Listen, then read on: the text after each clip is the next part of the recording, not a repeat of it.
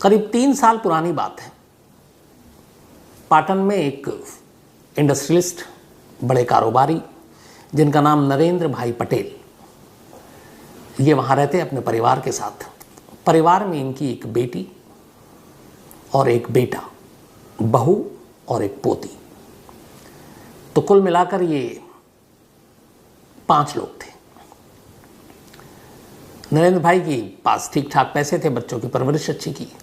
जो उनका बेटा था इकलौता, वो धीरे धीरे उनके कामकाज में लगा। बहुत ही लायक, बहुत ही होनहार, आज्ञाकारी बेटा। बेटी को भी उन्होंने पढ़ाने में कोई कसर नहीं छोड़ी। उनकी बेटी का नाम किन्नारी बेन पटेल। तो कॉलेज के बाद उसने फिर मेडिकल की पढ़ाई की और एक डेंटिस्ट बनी, दांतों की डॉक्टर। इधर कुछ वक्त के बाद नरेंद्र भाई पटेल ने अपने बेटे, इकलौते बेटे जिगर की शादी कर दी। जिगर की शादी हुई भूमि नाम की एक लड़की से, और इत्तेफाक से वो भी एक डेंटिस्ट, एक डॉक्टर। तो भूमि भी डॉक्टर और उसकी जो ननद हुई रिश्ते में किन्नारी, ये भी डेंटिस्ट, ये भी एक डॉक्टर। घर में सब कुछ ठीक चल रहा था। लेकिन फिर हुआ ये कि 2019 में जनवरी के बाद से ही बिल्कुल एक ठीक ठाक इंसान, जिगर, जिसकी उम्र करीब 34-35 साल, फिट, कोई बीमारी नहीं, वो 2019 जनवरी के बाद अचानक वो बीमार पड़ने लगा। उसे तरह तरह की तकलीफ़ें होने लगी। वो बार बार डॉक्टर के पास जाए, उसका वेट गिरने लगा। कई बार उसको आँख दिखाई कम दे, कई बार वो बहकी बहकी बातें करने लगे। अब घर वाले परेशान कि एक ठीक ठाक अच्छा खासा लड़का अचानक इस तरीके से बीमार, परेशान, वेट गिर रहा है, बहकी बहकी बातें कर रहा है, इस उम्र में दिखाई कम दे रही है, वजह क्या है। उन्होंने 1, 2, कई डॉक्टर बदले, पर हर डॉक्टर ने कहा कोई नहीं है, ये सब ठीक है, दवा दे रहे हैं, ठीक हो जाएगा। धीरे धीरे वक्त बीता, लेकिन वो ठीक नहीं हुआ। इसी दौरान में 5 मई 2019 को नरेंद्र भाई अपने पुश्तैनी गांव में अपने बच्चों के साथ जाते हैं। वहाँ कोई एक फंक्शन था, एक दूर के रिश्तेदार का। तो अपने बेटे, बहू, पोती और बेटी, इनके साथ वहाँ पहुँचते हैं। वहाँ जाने के बाद ये लोग उस रात वहीं रहते हैं। अगले दिन सुबह इन्हें वापस आना था, और ये तारीख़ थी 5 मई 2019 की। जब ये लोग वापस आने के लिए होते हैं, तभी अचानक फिर से एक बार जिगर की तबीयत बिगड़ जाती है। अब जिगर की तबीयत बिगड़ती है, उसे पता था, उसे लगा कि फ़ौरन डॉक्टर के पास जाना है। वो बदहवास अपनी कार की तरफ लपकता है, लेकिन फिर अचानक देखता है कि कार की चाबी गायब है। वो चारों तरफ अपने पैंट में, बाकी जगहों पर देखता है, चाबी मिलती नहीं। तब तक वो लगभग बेहोशी के आलम में था। घर वालों ने उसकी हालत देखी, फिर उसकी बहन और बाकी लोग उसे लेकर हॉस्पिटल गए।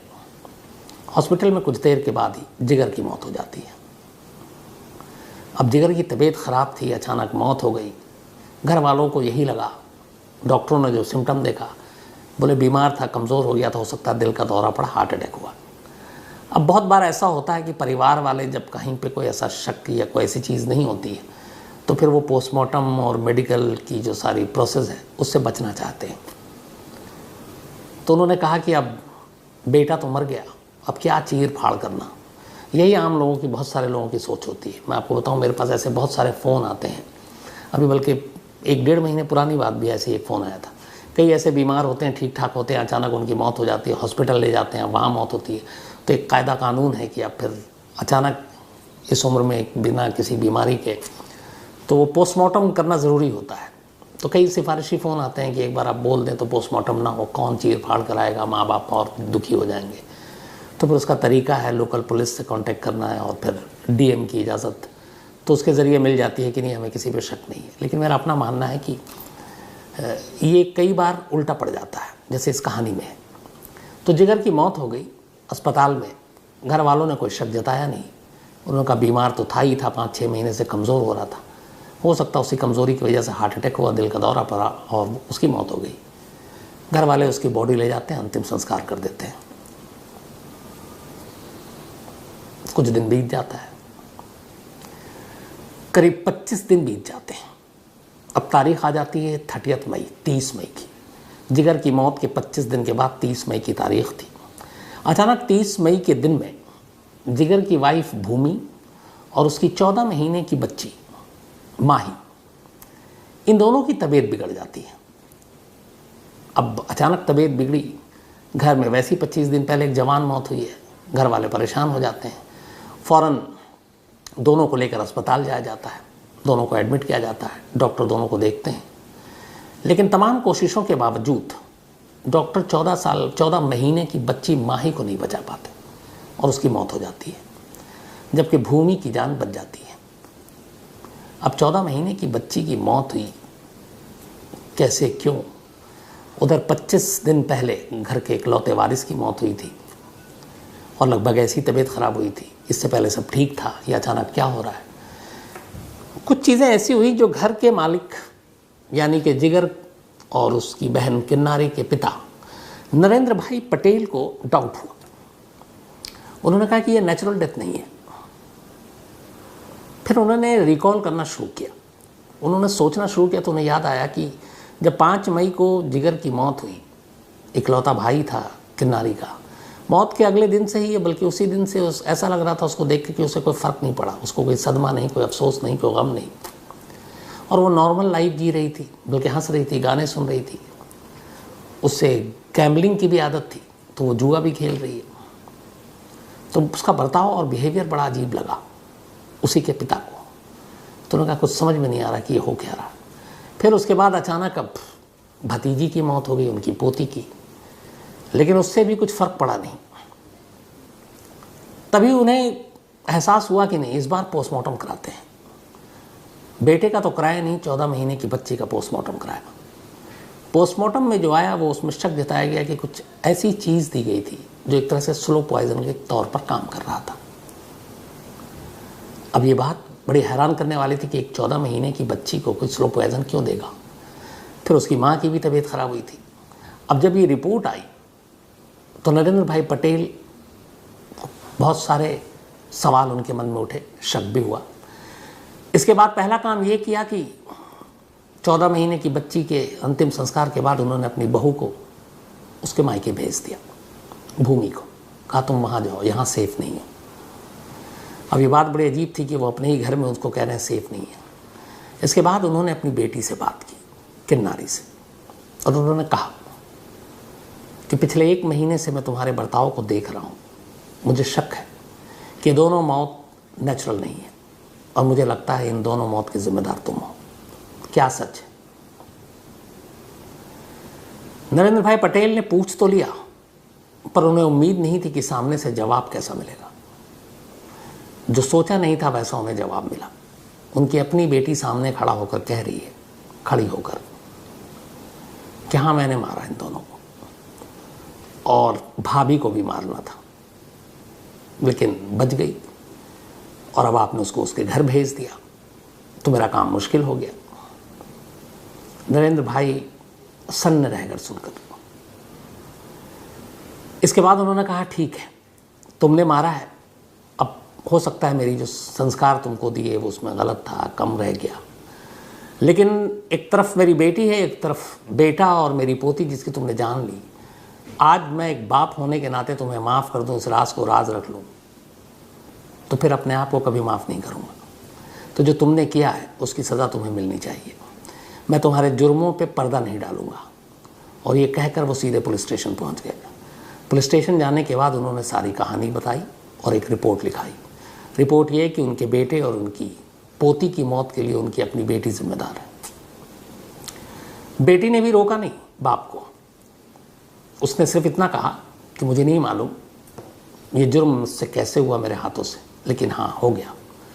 इसके बाद वो एक वीडियो रिकॉर्ड करती है और उस वीडियो में कन्फेशन करती है कि जिगर यानी अपने भाई, 14 महीने की अपनी भतीजी यानी माही, इन दोनों को उसी ने मारा और अपनी भाभी को भी मारने की कोशिश की थी। जब वीडियो कन्फेशन पुलिस के हाथ लगता है, इसके बाद पुलिस किन्नारी बेन पटेल को गिरफ्तार कर लेती है। 31 साल की एक लेडी डॉक्टर, एक डेंटिस्ट। अब इसके बाद उससे पूछताछ होती है। जब पूछताछ होती है तो फिर पूरी कहानी सामने आती है। कहानी ये थी कि बचपन से ही दोनों भाई बहन घर में एक साथ रहे, लेकिन दोनों के मिजाज में बड़ा फ़र्क था। भाई थोड़ा ज़्यादा घर की देखभाल, जिम्मेदार लड़का था, और उसे शुरू से ही लगता था कि घर में भाई और बहन के बीच में भेदभाव हो रहा है। ज़्यादातर लोग, घर वाले, रिश्तेदार उसके भाई को ज़्यादा तवज्जो देते हैं, उसको कम देते हैं। उसे लगा कि शायद उसका वजूद नहीं है, उसे लोग इग्नोर कर रहे हैं। ये बात उसके दिल में धीरे धीरे धीरे जहर बनता गया। फिर उसके बाद एक वक्त आया जब भाई की शादी हो गई। जब शादी हुई तो भाभी भी डेंटिस्ट निकली और भाभी भी समझदार निकली। थोड़े ही दिनों में उन्होंने घर के लोगों के दिल जीत लिए। अब उसे लगा कि एक तो प्रोफेशनल राइवल, ऊपर से अब बर्ताव से भी घर जीत लिया। वो फिर वहीं की वहीं रह गई। उसे लगा उसके साथ सही सलूक नहीं हो रहा है। इन चीज़ों ने उसके दिमाग में इतना जहर भरा कि उसे लगा कि मुझे भाई और भाभी को रास्ते से हटा देना चाहिए।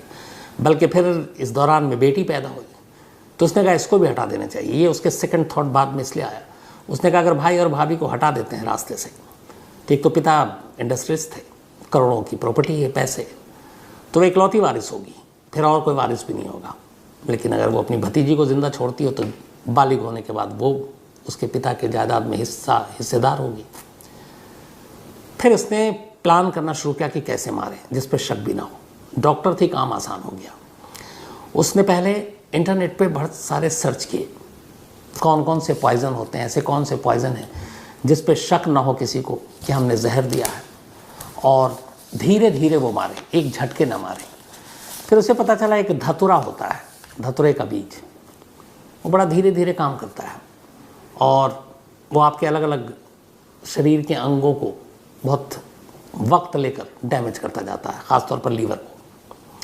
उसने उस धतुरा नाम के जहर को, उसके बीज को लिया और उसको अपने भाई को देना शुरू किया, पानी में मिलाकर। जब भी वो घर आता पानी पीता, वो थोड़ी थोड़ी मात्रा में उसको देती और उसकी वजह से उसके भाई की तबीयत ख़राब होने लगी। इसके बाद वो गई जौहरी की दुकान पर और वहाँ जाकर उसने साइनाइड ख़रीदी। साइनाइड के बारे में भी उसने पता किया था। अब साइनाइड हर एक को तो मिलता नहीं, लेकिन साइनाइड जेवर बनाने और इन सब में इसका मेन यूज़ होता है। चूँकि ये एक डेंटिस्ट थी, दांतों की डॉक्टर, इसने कहा कि कुछ मेरे पेशेंट हैं, उनको सोने के दांत लगाना है और उसके लिए, उस दांत को बनाने के लिए मुझे साइनाइड की ज़रूरत है। एक लेडी डॉक्टर है, प्रोफेशन में यूज़ भी होता है ऐसे दांतों वातों में जिसमें सोना हो। उसने दे दिया, वो ले आई। अब वो धतुरा का जहर पानी में थोड़े थोड़े मकदार मात्रा में मिलाकर पिलाती और उस साइनाइड को उसने एक कैप्सूल में, आम कुछ कैप्सूल ख़रीदा और उसमें उसकी मात्रा थोड़ी थोड़ी मिला दी और वो रखी गई। भाई को देना शुरू किया, फिर भाभी को देना शुरू किया। इसके बाद जब उसका ख्याल आया उसे कि भतीजी भी रास्ते से हट जाएगी तो पूरी प्रॉपर्टी होगी, अब उसने उस मासूम बच्ची को भी देना शुरू किया। दवा ने धीरे धीरे, जहर ने अपना काम करना शुरू किया।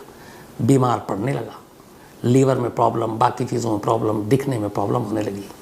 भाभी को चूँकि उसने लेट देना शुरू किया था और उसे ये था कि एक साथ नहीं देंगे ताकि शक ना हो किसी को, तो भाभी अभी ठीक ठाक थी, बच्ची भी अभी ठीक ठाक थी। 5 मई 2019 को जब ये अपने पुश्तैनी गांव गया था पूरा परिवार, तब इसने वहाँ पे वापसी में फिर जो पानी था भाई के लिए, जिगर के लिए, उस पानी में इसने फिर दिया और उसको पीते ही उसकी तबीयत बिगड़ गई भाई की। अब जब तबीयत बिगड़ी तो उसने कहा कि ठहरो, मेरे पास दवा है, मैं तुमको दवा दे रही हूँ। अब जहर के ऊपर उसने जहर दिया उस कैप्सूल में जिसमें उसने साइनाइड भर रखा था। भाई की जब तबीयत बिगड़ी तो उसे कहा कि इससे तबीयत ठीक होगी। उस दवा के नाम पर कैप्सूल में बंद जहर अपने भाई के मुंह में ज़बरदस्ती डाल दिया और फिर उस कैप्सूल को डालकर वही जहर वाला पानी उसके मुंह में डालकर पिला दिया। भाई की तबीयत बिगड़ी। अब भागा कार की तरफ कि डॉक्टर के पास जाऊंगा। उससे पहले उसने चुपचाप से उस कार की चाबी भी अपने पास रख ली ताकि भाई इमरजेंसी में डॉक्टर के पास ना जा सके, डिले हो जाए और उसकी मौत हो जाए। और वही हुआ। चाबी मिलने में भी देर हुई, हॉस्पिटल जाने में भी देर हुई और फिर भाई की मौत हो गई। बाद में उसने, शक ना हो, उस कार की चाबी को अहमदाबाद में बहुत दूर ले जाकर किसी सुनसान जगह पर फेंक दिया। भाई की मौत हो गई, पोस्टमार्टम हुआ नहीं, शक बच किसी पे था नहीं। इसके बाद 30 मई, 25 दिन भाई की मौत के बाद, उसने फिर वही पानी धतुरा का अपनी भाभी को दिया और अपनी भतीजी को दिया। भतीजी की थोड़ी सी तबीयत बिगड़ी तो उसने कहा ठहरो, मैं इसको एक दवा देती हूँ। एक और कैप्सूल इसने निकाला, उसी कैप्सूल में वो साइनाइड वो उसने अपनी भतीजी के मुंह में जबरन डाला, भाभी के मुंह में नहीं डाल पाई, क्योंकि उसका उस दिन इरादा ये था कि पहले अब भतीजी, इसके बाद भाभी। दोनों की तबीयत लेकिन बिगड़ी, दोनों को हॉस्पिटल ले जाया गया। भाभी को चूँकि उसने साइनाइड दिया नहीं था, वो बच गई। 14 महीने की मासूम जो माही थी भतीजी, उसको डॉक्टर नहीं बचा पाए और उसकी मौत हो गई। अब इसके बाद उसे ये था कि बच्ची, इसका भी पोस्टमार्टम नहीं होगा। इसके बाद आखिरी शिकार बचा था भाभी। तो उसको ये था कि अब भाभी को इसी तरह, क्योंकि ऑलरेडी उसने जहर तो देना शुरू कर दिया था स्लो पॉइजन के तौर पर। बस एक दिन ऐसे ही धतूरा के पानी के बाद तबीयत बिगड़ती और एक और साइनाइड का कैप्सूल उसके मुंह में उसको डालना था। लेकिन इन 2 मौत के बाद पिता को कुछ अजीब सा बर्ताव फील हुआ अपनी बेटी को लेकर। उसकी वजह थी, उन्हें लगा कि भाई की मौत के बाद भी हंस रही है, मुस्कुरा रही है, गाने सुन रही है, दोस्तों के साथ जा रही है, जुआ खेल रही है, कोई फ़र्क नहीं। फिर जब भतीजी की मौत हुई और सेम उसी तरीके से उसी हालात में, तब 25 दिन में पिता को एहसास हो गया था और तब उन्होंने उससे बात की और उसने भी झूठ नहीं बोला, उसने कहा मैंने मारा है। इसके बाद उसी दौरान में पिता ने भूमि को, अपनी बहू को मायके भेज दिया, क्योंकि उन्हें मालूम था कि तीसरा और आखिरी शिकार वही है। और उनके मायके भेजने की वजह से उनकी बहू की जान बच गई। बाद में इसमें बहुत सारे, फिर चूँकि उसका खुद कन्फेशनल स्टेटमेंट था वीडियो में, वो कोर्ट में पेश किया गया। पिता खुद गवाही दे रहे हैं, एक बाप जो है अपनी बेटी के। तो इन सारी चीज़ों ने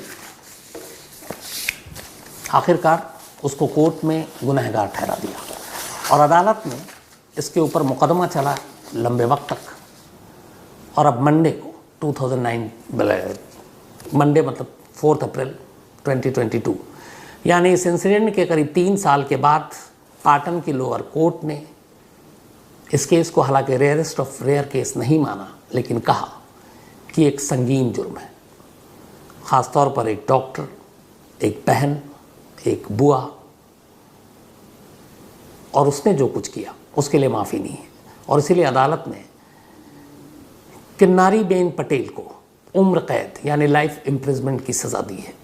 ये उम्र कैद जब तक उसकी उम्र है, जब तक उसकी सांसें हैं, तब तक वो जेल की 4 दीवारी के अंदर रहेगी। अब आगे हालांकि हाई कोर्ट में क्या होता है या फिर सुप्रीम कोर्ट में क्या होता है, ये इसके बाद पता चलेगा। लेकिन फ़िलहाल कोर्ट ने उसे उम्र कैद की सज़ा सुनाई है। तो ये थी कहानी। एक 2 चीज़ें इसमें पता चली। एक, जिससे ये लगा कि घर में उसके साथ ठीक ठाक सलूक नहीं हो रहा है, भेदभाव होता है। बहुत सारे ऐसे घरों में शिकायत होती है, लेकिन इसका मतलब ये नहीं है कि हम कानून अपने हाथ में लें और अपने ही खून का खून करें, क्योंकि ये भाई बहन इन सब का रिश्ता ऐसा होता है। दूसरा, एक बाप चाहता तो बेटा तो खो चुका था इकलौता, अब बची घर में इकलौती वारिस बेटी थी। कहते हैं बेटियां बाप के बहुत करीब होती हैं। लेकिन उस बाप को जब पता चला तो उसने अपनी बेटी के गुनाहों को छुपाया नहीं, बल्कि वो पुलिस स्टेशन गया, अपनी बेटी की रिपोर्ट लिखाई उसके खिलाफ। तो ये भी एक मिसाल पेश की। तो ये थी कहानी। अक्सर हम लोग बातें करते हैं बहुत सारे भूत प्रेत की, लेकिन ये सारी चीज़ें मौत के बाद होती हैं।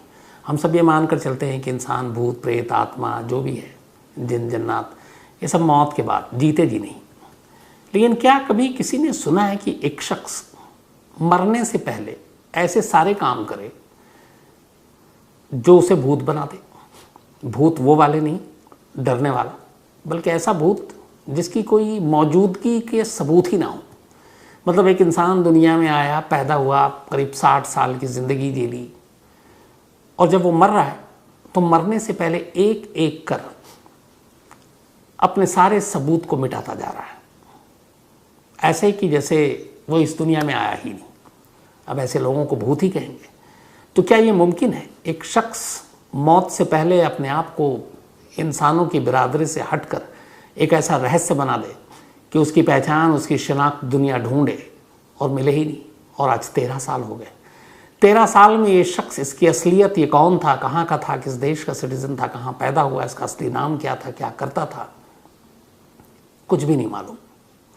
पुलिस, जर्नलिस्ट, इंटरनेट पे सर्फिंग वाले जितने शौकीन हैं, वो तमाम लोग 13 सालों से कोशिश में जुटे हुए हैं कि इस शख्स की सच्चाई सामने ले आए। अभी तक तो कामयाबी नहीं मिली, लेकिन हार नहीं मानी है लोगों ने। हो सकता आने वाले वक्त में शायद इस भूत का असली सच सामने आए। कहानी 2009 की है, कहानी जून के महीने की है, कहानी 4 दिनों की है। लेकिन इस 4 दिनों के बाद जो राज सामने आता है वो आज भी एक राज ही है। 12 जून फ्राइडे का दिन था। एक शख्स आयरलैंड या आयरिश बॉर्डर के करीब एक छोटा सा कोस्टल टाउन है जिसका नाम है स्लिगो। वहाँ पहुँचता है बस से। बस से आने के बाद वो एक टैक्सी हायर करता है। स्लिगो एक छोटा सा कोस्टल टाउन था, वहाँ बीच के लिए काफ़ी मशहूर, लोग वीकेंड पे छुट्टियाँ मनाने आते थे। तो एक शख्स ये भी अपना आया। इसके पास 3, एक लैपटॉप टाइप का बैग, एक ब्लैक बैग, 3 सामान थे कुल। ये बस से शाम करीब 6:30 बजे उतरता है स्लिगो में। इसके बाद वहाँ से एक टैक्सी पकड़ता है, पास में एक होटल ढूंढने जाता है, एक होटल में दाखिल होता है। लेकिन इत्तेफाक से वीकेंड था, सैलानी काफ़ी आए हुए थे, उस होटल में कोई रूम नहीं था, होटल फुल था। वो वहाँ से निकलता है, पास में एक दूसरे होटल में जाता है, नसीब से वहाँ उसको कमरा मिल जाता है। वो एक रूम लेता है और 3 दिन के लिए पे कर देता है कैश। 3 दिन के पैसे, रूम के चार्ज देने के बाद रजिस्टर पर वो अपना नाम लिखता है, पीटर बर्गमैन। और एड्रेस जो देता है वो देता है वियना, ऑस्ट्रिया का। होटल वाले उससे उसका कोई आईडी प्रूफ नहीं मांगते। ये बात 2009 की है, अब तो आप किसी भी होटल में बिना आईडी प्रूफ के रह नहीं सकते। तो उस वक्त बड़ा शुरुआत थी ये सब, तो मांगा नहीं उसने। रजिस्टर पे जो भी नाम लिखा, एड्रेस लिखा, पैसे दे दिए। उसके बाद उसे कमरा दे दिया गया।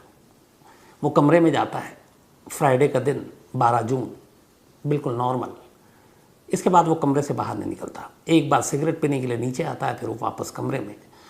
और फ्राइडे का दिन, फ्राइडे की रात आसानी से गुजर जाती है। अब सेकंड डे शुरू होता है, सैटरडे 13 जून, 13 जून। 13 जून को सुबह ब्रेकफास्ट करने के बाद पीटर बर्गमैन, जो रजिस्टर पर उसका नाम लिखा है, वो सुबह होटल से बाहर निकलता है, एक टैक्सी पकड़ता है और थोड़ी दूर पर एक पोस्ट ऑफिस है, वहाँ पहुँचता है करीब 10:50 पर सुबह। वहाँ से वो 8 स्टैम्प्स खरीदता है, डाक टिकट और कुछ एयरमेल स्टिकर। इसके बाद वो वहाँ से निकलता है और फिर वापस होटल आ जाता है। होटल में वो खाना खाता है, फिर कमरे में ही रहता है। दिन में 3-4 बार कमरे से वो बाहर आता है सिगरेट पीने के लिए, जो डिजिग्नेटेड सिगरेट पीने के लिए जगह थी, वहाँ सिगरेट पीकर फिर वो कमरे में चला जाता है। इसके अलावा कोई काम नहीं करता।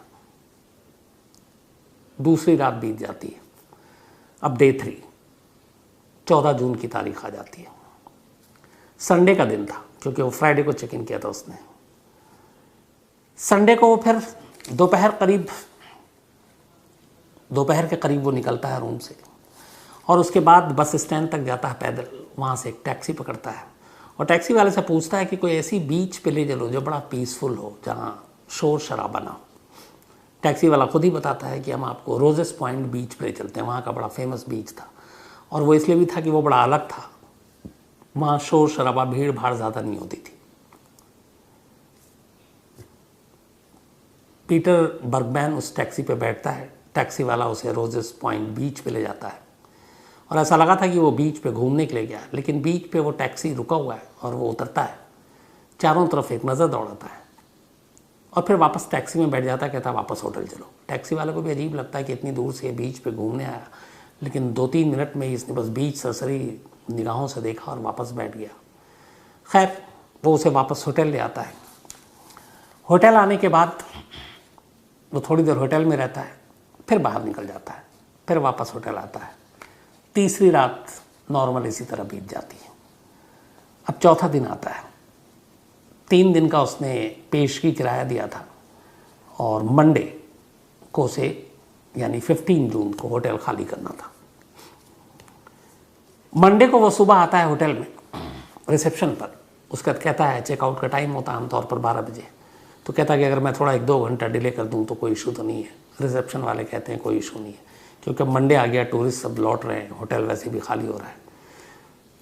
तो एक पर्पल कलर का पॉलीथीन का बैग लेकर होटल से बाहर निकल जाता है। करीब 1-1.5 घंटे बाद दोबारा आता है। फिर इसके बाद अपना सामान उठाता है, ब्लैक कलर का बैग, होटल में रिसेप्शन पे चाबी देता है और वहाँ से निकल जाता है। दोपहर के करीब 1 बजे निकलने के बाद थोड़ी दूर पे एक बस स्टॉप है, वो वहाँ पे जाता है। बस स्टॉप पे जाने के बाद उसी बस स्टॉप के पास खाने पीने की कुछ चीज़ें थी, वो खाने पीने का कुछ ऑर्डर देता है और फिर जेब से एक पर्ची निकालता है, उस पर कुछ लिखता है, पढ़ता है और फिर उस पर्ची को फाड़ कर वहीं एक डस्टबिन उसमें फेंक देता है। इसके बाद वो एक बस पकड़ता है, जिस बस का जो रूट था वो रोजेस पॉइंट, उसी बीच पे जहाँ एक दिन पहले उसने टैक्सी पे वो गया था और 2 मिनट में वापस आ गया था। दोपहर 2:20 पे अब वो बस से रोजेस पॉइंट पहुंच जाता है। रोजेस पॉइंट पर उसे करीब 16 लोग देखते हैं जो याद रखते हैं उसे, और उन लोगों के याद रखने की वजह थी, एक तो ये शख्स आमतौर पे बीच पे लोग जो जाते हैं उस तरह के कपड़े पहनते हैं, लेकिन ये कोट जैकेट और इस तरह की, उन्हें लगा कि ये नहाने आया है तो ऐसे कपड़ों में क्यों आया, तो कुछ अलग अलग वजह थी। कुछ ने देखा कि वो शाम हो गई, डूबते हुए सूरज को देख रहा, बड़ा उदास है। कुछ ने हाय हेलो किया, उसने सिर्फ सर झुकाया। तो उसकी कुछ अजीब सी चीज़ें थी जिसकी वजह से लोगों ने उसे याद रखा। खैर 15 जून की शाम भी बीत जाती है, रात बीत जाती है। अब आती है 16 जून की सुबह। 16 जून की सुबह 6 बजे एक बाप और बेटा इसी बीच के किनारे जॉगिंग के लिए निकले। जब जॉगिंग के लिए जाते हैं, वो वहीं पे लोकल रहने वाले थे, अक्सर वो जॉग किया करते थे, तो उन्होंने देखा कि बीच के किनारे एक शख्स औंधे मुंह पड़ा है। पास गए तो देखा कि एक शख्स है, लेकिन उसके अंदर जान नहीं है, मर चुका है, लाश पड़ी। ये इसी पीटर बर्गमैन की लाश पड़ी थी। पुलिस को खबर की गई, पुलिस वहाँ पहुँचती है। अब वहाँ पे पुलिस जो सारी चीज़ें देखती है, उसके कुछ कपड़े जो उसके शरीर पे थे, बड़ा अजीब लगता है। उसके जितने भी टैग थे, लेबल थे, वो सारे कैंची से कटे हुए थे। उसके आसपास न कोई वॉलेट था, न कोई पैसे थे जेब में, न कोई आईडी कार्ड था, न उसकी पहचान से जुड़ी हुई कोई भी चीज़ थी। एकदम ज़ीरो आइडेंटिफिकेशन। पुलिस जो है लाश को उठाती है, पोस्टमार्टम के लिए भेज देती है। अभी तक मामला यही था कि ये बहुत एक शख्स की मौत हो गई है, शायद डूबने से मौत हुई है। पोस्टमार्टम रिपोर्ट भी लगभग यही बताती है कि शायद इस शख्स की डूबने से मौत हुई है। लेकिन यहाँ से इस शख्स की मौत तो हो गई, लेकिन उसकी ज़िंदगी की कहानी अचानक रहस्यमयी तौर पर सामने आनी शुरू होती है। अब एक टूरिस्ट प्लेस पे एक शख्स की मौत हुई है, पुलिस को उसके घर तक खबर देनी है, पता करना है कौन है। अब पुलिस सीसीटीवी फुटेज को खंगालना शुरू करती है। उसके ज़रिए फिर पता चलता है वहाँ पे लोकल की ये इस होटल में 3 दिन से ठहरा हुआ था। पुलिस की टीम उस होटल में पहुँचती है कि वहाँ इसके एड्रेस के ज़रिए इसकी फैमिली तक कांटेक्ट करेंगे।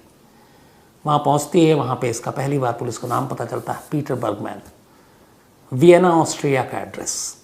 पुलिस वहाँ के एडमिनिस्ट्रेशन से कांटेक्ट करती है तो पता चलता है कि जो एड्रेस दिया गया है, जो नंबर लिखे हैं घर के, वो खाली प्लॉट है, कोई घर नहीं है। पीटर बर्गमैन का कोई नाम का आदमी यहाँ नहीं रहता।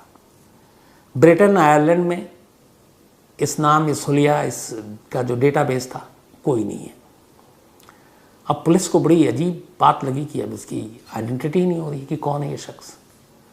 अब पुलिस ने सीसीटीवी कैमरे को और खंगालना शुरू किया। अब 3 दिन जब तक वो इस स्लिगो कोस्टल शहर में आया था, बस से लेकर होटल तक, और अगले 3 दिन तक उसने क्या किया, पुलिस ने हर उस सीसीटीवी फुटेज को खंगालना शुरू किया। और इस सीसीटीवी फुटेज ने बड़ी अजीब अजीब चीज़ें उगली।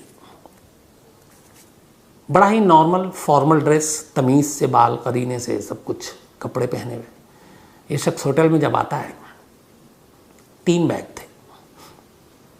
इसके बाद ये उस दिन पहले दिन होटल से एक बार निकलता है, सिगरेट पीता है। इसके हाथ में पर्पल कलर का एक पॉलीथीन का बैग था, वो बैग भरा हुआ था। सीसीटीवी कैमरा दिखाता है कि वो गया और उसके बाद थोड़ी देर के बाद वो लौटता है, उसका हाथ खाली है, उसके हाथ में कोई बैग नहीं। नेक्स्ट डे वो पोस्ट ऑफिस जाता है, फिर इसके हाथ में एक पर्पल कलर का बैग। अब सवाल ये कि पहले दिन गया, पर्पल कलर का फुल बैग था, वापस आया खाली था। अगले दिन फिर एक पर्पल कलर का पॉलीथीन का बैग है, ये बाहर जाता है, वापस आता है, खाली है, हाथ में बैग नहीं है। फिर तीसरी बार ऐसे ही ये निकलता है होटल से, फिर पर्पल कलर का बैग है, बाहर जाता है, वापस आता है, बैग नहीं है। जब जब ये होटल से निकला वो बैग भरा हुआ था, उसमें क्या सामान था नहीं मालूम, लेकिन जब जब ये वापस आता है वो खाली होता है, हाथ में इसके बैग ही नहीं होता। 1 2 3 4 बार पुलिस ने लगातार देखे सीसीटीवी फुटेज, 3 दिनों में देखा तो कुल 13 बार ये कमरे से पर्पल कलर के बैग को लेकर बाहर निकला और 13 के 13 बार वापस खाली हाथ आया, बैग नहीं थे, जबकि पॉलीथीन बैग वही था जो ये लेकर निकलता था। फिर पुलिस ने जूम करके सारी चीज़ें देखी तो ये आइडिया हुआ कि जो प्लास्टिक का बैग लेकर ये जाता था कमरे से तो ये सामान भर भर कर ले जाता था, वापसी में उस सामान को या तो कहीं डंप करता था और फिर उस बैग पॉलीथीन बैग को लपेट कर पॉकेट में रख लेता था, इसलिए दोनों हाथ इसके खाली दिखते थे। अब सवाल ये था कि आखिर वो ऐसी क्या चीज़ें थी जो ये 3 दिन तक होटल से निकलता और ले जाता और फेंकता और पता ही नहीं। पुलिस ने सारे सीसीटीवी फुटेज खंगाले, जहाँ जहाँ पे ये गया, जहाँ जहाँ पे ये नॉर्मल था कैमरे में कैप्चर हुआ, चाहे वो बस स्टैंड हो, चाहे वो रेस्टोरेंट हो, चाहे वो टैक्सी स्टैंड हो, या जहाँ पे डस्टबिन हो। लेकिन हैरानी की बात ये थी कि जब जब ये पर्पल कलर का प्लास्टिक का बैग लेकर गया, जहाँ तक कैमरे में सीसीटीवी में ये इसको कैद किया जा सकता था किया गया, तब तक इसके हाथ में वो बैग है। लेकिन उसके बाद अचानक वो उन इलाकों से गुजरता जहाँ पे सीसीटीवी कैमरा था ही नहीं। अब इसे अंदाज़ा ये लगाया गया कि पीटर बर्गमैन को मालूम था कि कैमरा उसे कहाँ कहाँ कैच कर सकता है, कहाँ कहाँ पकड़ सकता है। 2 चीज़ें थी, एक, किसी भी सीसीटीवी कैमरे में उसने अपने पहचान को छुपाने की कोई कोशिश नहीं की, न चेहरा छुपाने की, हर कैमरे में आया। लेकिन दूसरा, जब जब उस प्लास्टिक के बैग को ठिकाने लगाने, डंप करने की बात आती, वो कैमरे से गायब हो जाता। इसका मतलब उसे पता था कि कहाँ कहाँ कैमरे सीसीटीवी के नहीं है, और वो उन जगहों पर जाकर उन पर्पल कलर के प्लास्टिक बैग में जो सामान होता था उसे डंप करता था। अब पुलिस ने ऐसे सारी चीज़ों को टटोलना, ऐसे सारे डस्टबिन को टटोलना शुरू किया, लेकिन कोई फ़ायदा नहीं मिला। इसी दौरान में पुलिस को पोस्टमार्टम रिपोर्ट मिली। पोस्टमार्टम रिपोर्ट में और भी चौंकाने वाली चीज़ थी। मौत लगभग दम घुटने पानी में डूबने से हुई, हालांकि 100% नहीं कहा गया, लेकिन जब उसकी बाकी चीज़ों की रिपोर्ट सामने आई तो वो और भी चौंकाने वाली थी। पता चला कि ये शख्स, इसको ऑलरेडी दिल का दौरा पड़ चुका है, इसके अलावा इसको बोन ट्यूमर था, इसके अलावा इसको प्रोस्टेट कैंसर था एडवांस स्टेज का, एक किडनी गायब थी। अब इतनी सारी बीमारी, प्रोस्टेट कैंसर एडवांस स्टेज, आपको बोन ट्यूमर, एक किडनी गायब, हार्ट अटैक हो चुका। लेकिन कमाल ये भी था कि पोस्टमार्टम रिपोर्ट में कहीं ये नहीं आया कि ये कोई मेडिसिन ले रहा था। वक्त ज़माने से कोई मेडिसिन नहीं ले रहा था, कोई प्रिस्क्रिप्शन तो खैर मिलने का सवाल ही नहीं था। लेकिन डॉक्टरों का मानना था कि इसको जो जो बीमारियां थी उससे इसमें काफ़ी इसको पेन होती होगी, लेकिन ये पेन किलर भी नहीं लेता था। अब ऐसा क्यों कर रहा था? तो ये उसकी जो बॉडी की रिपोर्ट आई वो और भी चौंकाने वाली थी। इधर जो सारे पर्पल कलर के प्लास्टिक बैग से वो डंप कर रहा था, वो राज पता नहीं चला। इसने जो स्टैंप लिए और मेल किए, वो ख़त कहाँ गया, कैसे पहुंचा, ये पूरी जांच हो गई, लेकिन पता ही नहीं चला कि वो था कहाँ। अब पुलिस सारी तरफ से ढूंढती रही, अखबारों में फ़ोटो दिए गए, तस्वीर दी गई सारी जगह। आयरलैंड हो गया, ब्रिटेन हो गया, यूरोप हो गया। कुछ लोगों ने कहा, होटल वालों ने, कि इसका एक्सेंट जो था वो जर्मन एक्सेंट था, जर्मन में कहा गया। लेकिन पीटर बर्गमैन नाम के शख्स की कोई भी पहचान किसी भी जगह से कंफर्म नहीं हुई। इस दौरान में 3 बड़े सीनियर पुलिस अफसर बदले गए, जिनको चैलेंज था कि इस केस को सॉल्व करें। कोशिश करते रहे, नहीं पता चला। बाद में कुछ जर्नलिस्ट आए, उन्होंने कहा कि एक मिसिंग पर्सन की एक खोज की जाए। कुछ जर्नलिस्ट तो ऐसे थे जो वैसे ही उसी दिन, जैसे अगर वो फ्राइडे को बस से उतरा तो वो फ्राइडे को पहुँचे, इसलिए वो उस होटल में रुका, उसी होटल में जाकर रुके, उसी टैक्सी ड्राइवर को पकड़ के ढूंढ के उसी बीच पर गए, उन्हीं रास्तों से गुजरे कि शायद कुछ क्लू मिले, लेकिन कोई फ़ायदा नहीं हुआ। 13 साल बीत गए, 2022 आ गया है। आज भी ये केस पुलिस, कुछ जर्नलिस्ट अब भी लगे हुए हैं और कुछ इंटरनेट पे इस स्टोरीज़ को पढ़ने के बाद जो इसके बारे में जानकारी हासिल करने वो भी लगे हुए हैं। लेकिन पीटर बर्गमैन कौन था, ये एक राज बना हुआ है। अब उसकी मौत को लेके या उसकी आइडेंटिटी को लेके कई थ्योरी चली।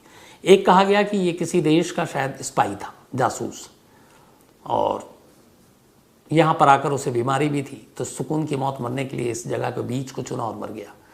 कुछ का कहना था कि उसका ताल्लुक़ किसी अंडर डॉन, माफिया, इन लोगों से था और शायद उसकी वजह से मारा गया। कुछ लोगों का कहना था कि उसने सुसाइड किया है और जानबूझ के उसने चुना था उस जगह को। लेकिन ये सारी थ्योरी एक जगह पर आकर ख़त्म हो जाती है कि अगर उसने सुसाइड किया और मरने जा रहा है, माफियाओं के साथ ताल्लुक़ है, तो उसने अपनी हर आइडेंटिटी को बर्बाद क्यों किया। उन 13 बार में जो प्लास्टिक पर्पल कलर के बैग में वो लेकर सामान गया, डंप किया, उनमें क्या था। जो उसने स्टैम्प पेपर खरीदे पोस्ट ऑफिस से, जो पोस्ट किया, वो कहाँ गए। किसी भी सवाल का जवाब नहीं है। और सबसे बड़ी यही मिस्ट्री कि एक आदमी मौत से पहले अपनी आइडेंटिटी, अपनी पहचान से जुड़ी हुई हर चीज़ को मिटाता क्यों जा रहा है।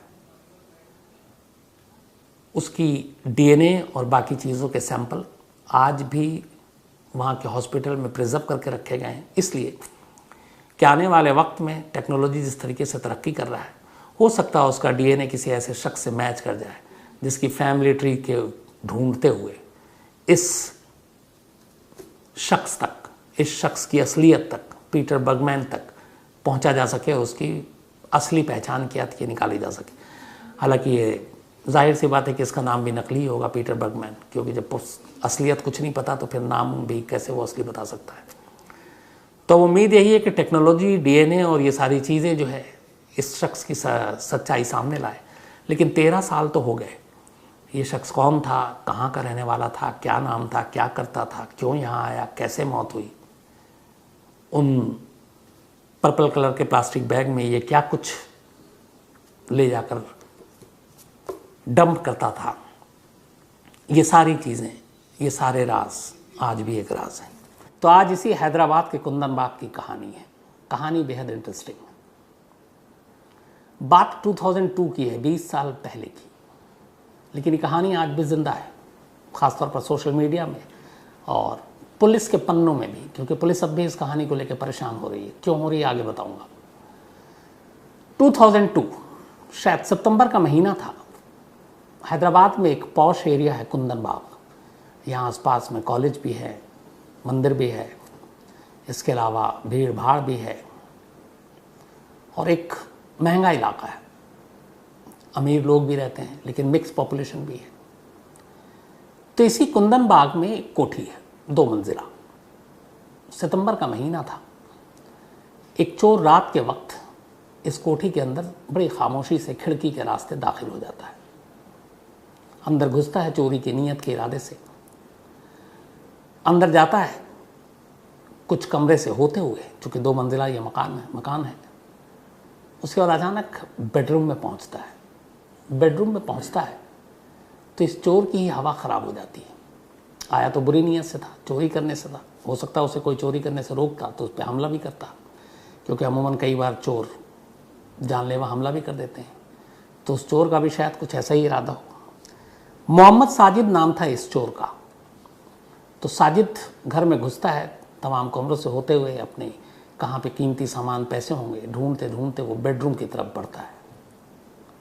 जैसे ही बेडरूम में दाखिल होता है तो वो क्या देखता है कि बेडरूम में बेड पर 3 लोग पड़े हैं, एक महिला और 2 बेटियां उसकी। पहले तो वो डरता है, फिर सोचता है कि सो रहे हैं, लेकिन एक अजीब सी बदबू भी आई। फिर वो करीब गया, बड़े दबे पाँव से उसने नज़दीक से जाकर देखा। जब नज़दीक से जाकर देखा तो लगभग उसकी चीखें जो हैं वो घुट कर रह गई, क्योंकि वो सो नहीं रही थी। उन तीनों की बॉडी को देखकर उसे लगा कि इनको मरे हुए काफ़ी टाइम हो गया। बदहवास चोरी की नीयत से गया एक चोर, कमरे में 3 लाश उसके सामने पड़ी हुई, उल्टे पैर भागता है, कोठी से बाहर निकलता है। बाहर निकलने के बाद थोड़ी देर तक खुद को संभालता है। उसे लगता है ये क्या हो गया। जो कुछ देखा उसे खुद पर यकीन नहीं हो रहा है और किसी को पता नहीं। अच्छा, वो इस घर की बड़े दिन से निगरानी कर रहा था कि यहाँ चोरी करनी है। उसे पता था कोठी है, पैसे होंगे, जेवर होंगे, और उसे कोई ऐसी भी चीज़ नज़र नहीं आई। मौका मिला उस दिन, खिड़की से कूद कर अंदर घुस गया। अब अंदर से जो कुछ देखा, बाहर आने के बाद बड़ी मुश्किल से उसने अपनी सांसें संभाली, खुद को नॉर्मल किया। इसके बाद सोचा अब क्या करूं, क्या करूं। उसे ये डर भी था कि घर से निकला हूं, किसी ने देख लिया, कल को पकड़ा गया तो क्या होगा। आखिरकार उसने तय किया कि वो पुलिस स्टेशन जाएगा। अब एक चोर जो चोरी के मकसद से घर में गया लेकिन चोरी नहीं की, फिर वो पुलिस स्टेशन जा रहा है ताकि अपने आप को बचा सके। पुलिस स्टेशन जाता है बदहवास, और पुलिस स्टेशन जाने के बाद वो पुलिस से कहता है कि मैं कुंदन बाग की एक कोठी में चोरी करने के लिए गया था, लेकिन वहाँ घर में 3 लाशें पड़ी हैं। अब पुलिस भी सुनकर हैरान हो जाती है। पुलिस फ़ौरन पहले तो उस चोर को दबोचती है, क्योंकि पुलिस का पहला ख्याल यही था मन में कि ये चोर है, चोरी करने गया, शायद नाकाम हो गया और उसने कत्ल कर दिया। अब चोर को पकड़कर पुलिस की एक पूरी टीम कुंदन बाग की उस कोठी में पहुंचती है। कोठी में पहुंचने के बाद पुलिस सबसे पहले उस रूम में जाती है जहां चोर ने बताया। वहां देखती है कि बेड पर 3 लाशें पड़ी हैं, बुरी तरह डिकम्पोज्ड, लगभग सड़ चुकी हैं। कमरे को और बारीकी से मुआयना करती है पुलिस तो देखती है कि अलमारी में जो कपड़े रखे थे वो इधर उधर बिखरे पड़े हैं, चेकबुक थे वो फर्श पर पड़े हैं, कुछ और डॉक्यूमेंट्स थे वो इधर उधर पड़े हैं। घर में एक सेंट्रो कार थी वो बाहर खड़ी है, और ऐसी कोई चीज़ नज़र नहीं आई। पुलिस ने फ़ौरन तीनों डेड बॉडी को अपने कब्ज़े में लिया और हॉस्पिटल भेज दिया। अब चोर पुलिस के कब्ज़े में। सुबह होते होते ये बात फैल गई कुंदन बाग के इलाके में कि यहाँ 3 कत्ल हुआ है और एक चोर जो है वो पकड़ा गया है। अब पुलिस का सारा शक इसी चोर पर है। किसी चोर ने चोरी में नाकामी होते हुए या विरोध करने पर उन तीनों को मार डाला। अब वो बार बार गिड़गिड़ा रहा कि साहब मैं बेकसूर हूँ, मैं चोर ज़रूर हूँ, चोरी करने गया, चोरी की भी नहीं, जो हालत देखी मैं भाग कर सीधे आपके पास आया हूँ। पुलिस उसकी बात पर यकीन नहीं कर रही है। खैर, इसके बाद लाश को पोस्टमार्टम के लिए भेजा। अब जब पोस्टमार्टम की रिपोर्ट आई तो इस बार चौंकने की बारी पुलिस की थी। पोस्टमार्टम रिपोर्ट के मुताबिक इन तीनों की मौत करीब 3 महीने पहले हो चुकी थी, सितंबर के हिसाब से जून के महीने में। फिर पुलिस ने अंदाज़ा लगाया, उस घर में एक आखिरी अखबार मिला, न्यूज़पेपर, जो 21 जून का था। इस अंदाज़ा लगाया गया कि 21 जून से पहले ही इन लोगों की मौत हो गई। अब यहाँ पे चोर बेगुनाह साबित हो गया। क्यों? क्योंकि चोर एक रात पहले उस घर में दाखिल हुआ, जबकि उस घर के तीनों लोगों की मौत 3 महीने पहले हुई। तो चोर जो कुछ कह रहा था इसका मतलब है सच कह रहा था। तो इसलिए चोर को उस घर में घुसने, गलत तरीके से लीगल चोरी की नक्सद से, उस मामले में उस धाराओं के साथ तो गिरफ्तार कर लिया गया, लेकिन 3 कत्ल के इल्ज़ाम से उसको पुलिस ने बरी कर दिया। अब लेकिन सवाल ये था कि इन तीनों की मौत कैसे हुई। पुलिस दोबारा घर जाती है, तफ्तीश करती है। घर के अंदर जब तलाशी लेती है तो अजीब अजीब चीज़ें मिलती हैं पुलिस को। एक काला जादू की किताबें मिलती हैं, कुछ भूत प्रेत की उस टाइप की चीज़ों की किताबें मिलती हैं। उसको देख के लगा कि कुछ अंधविश्वास टाइप की चीज़ें हैं। एक फिनाइल की बोतल भी मिलती है। पोस्टमार्टम रिपोर्ट जब आती है तो मौत की वजह जब उसमें लिखी थी, उसमें यह था कि कोई पॉइज़न की वजह से इन तीनों की मौत हुई है। न दम घुटने से, न गला घोटने से, बल्कि कोई जहरीली चीज़ पीने से। अब फिनाइल की एक बोतल थी तो पुलिस को यही लगा कि इन तीनों ने फिनाइल की बोतल पी ली। लेकिन सवाल ये है कि अगर इन तीनों ने अपनी मर्जी से खुदकुशी की है तो उसकी वजह क्या है। अब पुलिस को पूरे केस की जानकारी हासिल करनी थी। इधर इन तीनों की मौत की खबर सुनते ही कुंदन बाग के उस इलाके में अचानक लोग सहम गए, डर गए। पुलिस ने पड़ोसियों से पूछताछ करने का फैसला किया। अब जब पुलिस ने पड़ोसियों से पूछताछ करना शुरू किया तो खुद पुलिस ही कंफ्यूज होकर रह गई। जो कहानी निकली, जो पड़ोसियों ने बनाई, जो चश्मदीदों ने बताया, वो कहानी ये थी कि लोग ये मानने को तैयार ही नहीं थे कि इस घर में रहने वाले इन 3 लोगों की मौत 3 महीने पहले हुई है। क्यों? जितने लोगों ने पुलिस को स्टेटमेंट दिया उनमें से कुछ ने कहा कि हमने परसों ही रात देखी, कुछ ने आखिरी जिस रात चोर घुसा था उस रात की भी गवाही दी कि हमने इन तीनों को बाहर, घर के बाहर टहलते देखा, रोड पे देखा। अब पुलिस कह रही है क्या पागलपन है। पोस्टमार्टम रिपोर्ट डेड बॉडी की हालत बता रही है कि मौत को 3 महीने हो चुके हैं। ये कह रहे हैं हमने कल, परसों, तरसों, पिछले हफ्ते भी देखा है। सारे पड़ोसियों के जब बयान दर्ज किए गए तो उन बयान का जो निचोड़ निकला वो ये निकला कि इस घर में एक माँ और उनकी दो बेटी रहती थी। माँ का नाम जया प्रदा, उम्र करीब 56 साल, 56 ईयर। वो अजीब बिहेव करती थी। हर शाम को जब सूरज डूब जाता तो वो कैंडल लेकर अपनी दोनों बेटियों के साथ उस घर के चक्कर काटती, तवाफ करती एक तरह का। उसके बाद वो सड़क पे भी लेकर निकलती कैंडल। उनके बच्चों के हाथ में एक बोतल होता। कहते हैं कि लोगों ने जो देखा, चश्मदीदों ने, उन्होंने कहा कि उस बोतल में हमेशा उन्होंने ब्लड देखा, क्योंकि वो लाल रंग का था। अब ये किसी को पता नहीं कि वो लाल रंग पानी में लाल डाला गया था या वाकई खून है, लेकिन उनका कहना था कि वो उस औरत की अजीब व गरीब हरकत थी। वो डेली खिड़की के पास भी कैंडल लेकर खड़ी होती और उसके बच्चे हाथ में खून की बोतल लेकर, और जो पड़ोसी गुजरते उनको बड़ी अजीब नज़रों से घूरती। वो सड़क पे भी इसी तरीके से निकलती, घर के चक्कर काटती कैंडल को लेकर। लोग बड़े खौफजदा रहते उससे। अब सवाल ये था कि वो औरत और उसकी कहानी क्या थी। तो पता चला कि इस औरत की शादी काफ़ी पहले हुई थी और ये उसी आंध्र प्रदेश की रहने वाली थी। नाम था जया प्रदा। लेकिन बचपन से उसकी दिमागी हालत थोड़ी सी ठीक नहीं थी, हालांकि बहुत ही अमीर और अच्छे घर से थी। जब बड़ी हुई तो एक अच्छे लड़के को देखकर घर वालों ने उसकी शादी कर दी, लेकिन वो जो उसकी दिमागी परेशानी थी, मानसिक हालत ठीक नहीं थी, ये उन्होंने लड़के और लड़के के घर वालों से छुपाई और शादी कर दी। इसके बाद कुंदन बाग जैसे इलाके में एक कोठी दी। उस कोठी में ये मियाँ बीवी रहते। फिर इनके 2 बच्चे हुए, दोनों लड़कियाँ। पति को शादी के बाद ये एहसास होना शुरू हो गया कि उसकी बीवी जो है वो मेंटली पूरी तरह से फिट नहीं है, अजीब अजीब हरकतें करती है। इस बीच में फिर उसे सारी कहानियाँ घर वालों के ज़रिए पता चली कि उन्होंने छुपाया है। पति पत्नी के बीच में झगड़ा होता है उसकी दिमागी हालत की वजह से भी। आखिरकार इतनी लड़ाई झगड़ा हुई कि दोनों पति पत्नी अलग हो गए। पति ने उसे डिवोर्स दे दिया और वो उस घर को छोड़कर अलग चला गया। दोनों बेटियां अब माँ के साथ थीं और माँ के साथ रहने लगी। अब जो माँ का मिजाज और वो सारी चीज़ें थी वो धीरे धीरे बेटियों में भी आने लगी। माँ के हुक्म पर बेटियां भी वो सब कुछ करने लगी। पड़ोसियों के बयान के हिसाब से इनके घर के पास जो कूड़ा घर था, जहाँ कूड़ा ये फेंकते थे, गार्बेज, मुश्किल से वॉकिंग डिस्टेंस 2 मिनट का था। लेकिन माँ बेटी कूड़ा फेंकने के लिए भी घर से अपने सेंट्रो कार में लेकर निकलती थी, सिर्फ 2 मिनट के फासले पर जाने के लिए। इनके घर से ये भी पता चला, एक और लेटर मिला जो उन्होंने प्रेसिडेंट ऑफ इंडिया को लिखा था और प्राइम मिनिस्टर ऑफ इंडिया को, और उसमें लिखा था कि हमें ख़तरा है, हमें सुरक्षा दी जाए। तो ये सारी चीज़ें घर में मिली, वो भूत प्रेत ओझा उसके और ये सारी आत्माओं की किताबें, कैंडल लेकर घर के चक्कर तवाफ़ करना, खून की बोतलों के साथ बच्चों का निकलना खेलना, ये सारी चीज़ें कहीं ना कहीं इशारा कर रही थी कि इस घर में रहने वाले लोगों की मानसिक हालत पूरी तरह ठीक नहीं थी। लेकिन पुलिस यह यकीन करने को तैयार नहीं थी कि जिन लोगों की मौत 3 महीने पहले हुई है उसे पड़ोसी 24 और 48 घंटे पहले तक कैसे जिंदा देख रहे थे, उसी इलाके में टहलते हुए, घूमते हुए। लेकिन पुलिस को यह भी समझ में नहीं आ रहा था कि 1, 2, 3 पड़ोसी ऐसा करें। सारे के सारे पड़ोसी जो एक ही तरह के बयान दे रहे हैं।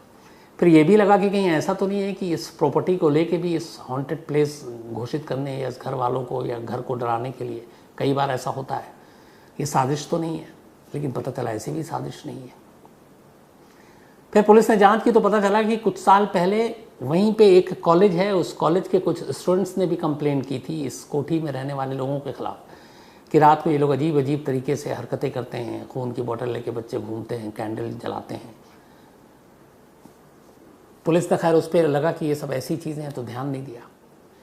लेकिन अब लाश मिलने और पड़ोसियों के बयान ने पुलिस को उलझा के रख दिया। लेकिन कानून है, भूत प्रेत में विश्वास रखते नहीं, उसे तो सबूत चाहिए। 3 महीने तक पुलिस ने इस पूरे मामले की जांच की, तमाम डॉक्टरों के ओपिनियन लिए, पोस्टमार्टम रिपोर्ट पे दोबारा ओपिनियन लिया गया और फिनाइल की बोतल के ज़रिए ये फिर पुलिस ने इस्टेब्लिश किया कि इन तीनों की मौत किसी और वजह से नहीं हुई, बल्कि तीनों ने फिनाइल पी थी और उसकी वजह से मौत थी, और ये कि इन लोगों की जहनी हालत, मानसिक हालत ठीक नहीं थी। ये कहकर पुलिस ने करीब 3-4 महीने बाद इस केस को क्लोज कर दिया। इसमें कोई फाउल प्ले या कत्ल हुआ है, ये सारी चीज़ें पुलिस ने नहीं मानी। अब पुलिस ने ये अपनी तरफ से तो केस क्लोज कर दिया, लेकिन लोगों की बातें, लोगों के जो मन में आया वो चलती रही, कहानियाँ बनती रहीं। धीरे धीरे आलम ये हुआ कि जब न्यूज़पेपर और बाकी जगहों पे ये खबरें आई तो कुंदन बाग की ये कोठी एक टूरिस्ट स्पॉट बन गया। लोग दूर दूर से देखने आने लगे। पास में एक डिग्री कॉलेज है, वहाँ से भी जो बच्चे पढ़ते हैं वो आने लगे। हॉस्टल है, वो रात को भी आने लगे। लेकिन फिर वक्त बीतने के साथ साथ कुंदन बाग की ये कहानी, ये मिस्ट्री धीरे धीरे एक तरह से गुम होती गई। इस पे बातें कम होने लगी। लेकिन अचानक 2016 के बाद सोशल मीडिया के दौर में जब ये सारी यूट्यूब से लेकर बाकी चीज़ें आई तो बहुत सारे हॉन्टेड प्लेसेस और इसकी बातें होने लगी। तो कुछ लोगों ने डाल दिया कुंदन बाग इंडियाज़ का एक बड़ा हॉन्टेड प्लेस, इसी कोठी को लेकर। अब जब ये डला तो लोगों में फिर से एक बार ये कहानी जिंदा हो गई। अब क्या हुआ कि इस डिग्री कॉलेज में जो हॉस्टल में बच्चे रहते हैं उन तक ये बात पहुंची। अब वो खासतौर पर वीकेंड, सैटरडे, फ्राइडे नाइट और सैटरडे नाइट, उन्होंने कहा हम भूत प्रेत से डरते नहीं हो। ये लोग पहुंचने लगे उस कोठी के पास। कुछ लोगों ने तो जबरन उस कोठी में घुसने की कोशिश की, कोठी के अंदर गए, बाहर निकल कर पोस्ट करना शुरू किया, हम अंदर गए, अंदर में कुछ नहीं है और यहाँ कोई भूत प्रेत नहीं है। कई जाकर शोर शराबा करने लगे, चिल्लाने लगे भूत हो तो बाहर आओ। अब इससे पड़ोसियों को डिस्टर्बेंस होने लगा। आखिरकार पड़ोसियों ने पुलिस को कंप्लेंट की। नौबत यह आ गई कि वीकेंड पे पुलिस को इस कोठी के इर्द गिर्द बैरिकेड्स लगानी पड़ी और एक एक दिन में 50-50 स्टूडेंट्स को पुलिस ने गिरफ्तार किया, सिर्फ किसी की प्रॉपर्टी में इलीगल घुसने के लिए, पड़ोसियों को डिस्टर्ब करने के लिए, शोर शराबा करने के लिए। और फिर उन्हें वार्निंग देके छोड़ा भी गया। लेकिन ये सिलसिला लंबा चलता रहा। हर वीकेंड पे वहाँ पहुँच जाते। दिन में भी लोग इस कुंदन बाग कोठी की इतनी ज़्यादा वो हो चुकी कि वहाँ पहुँच जाते।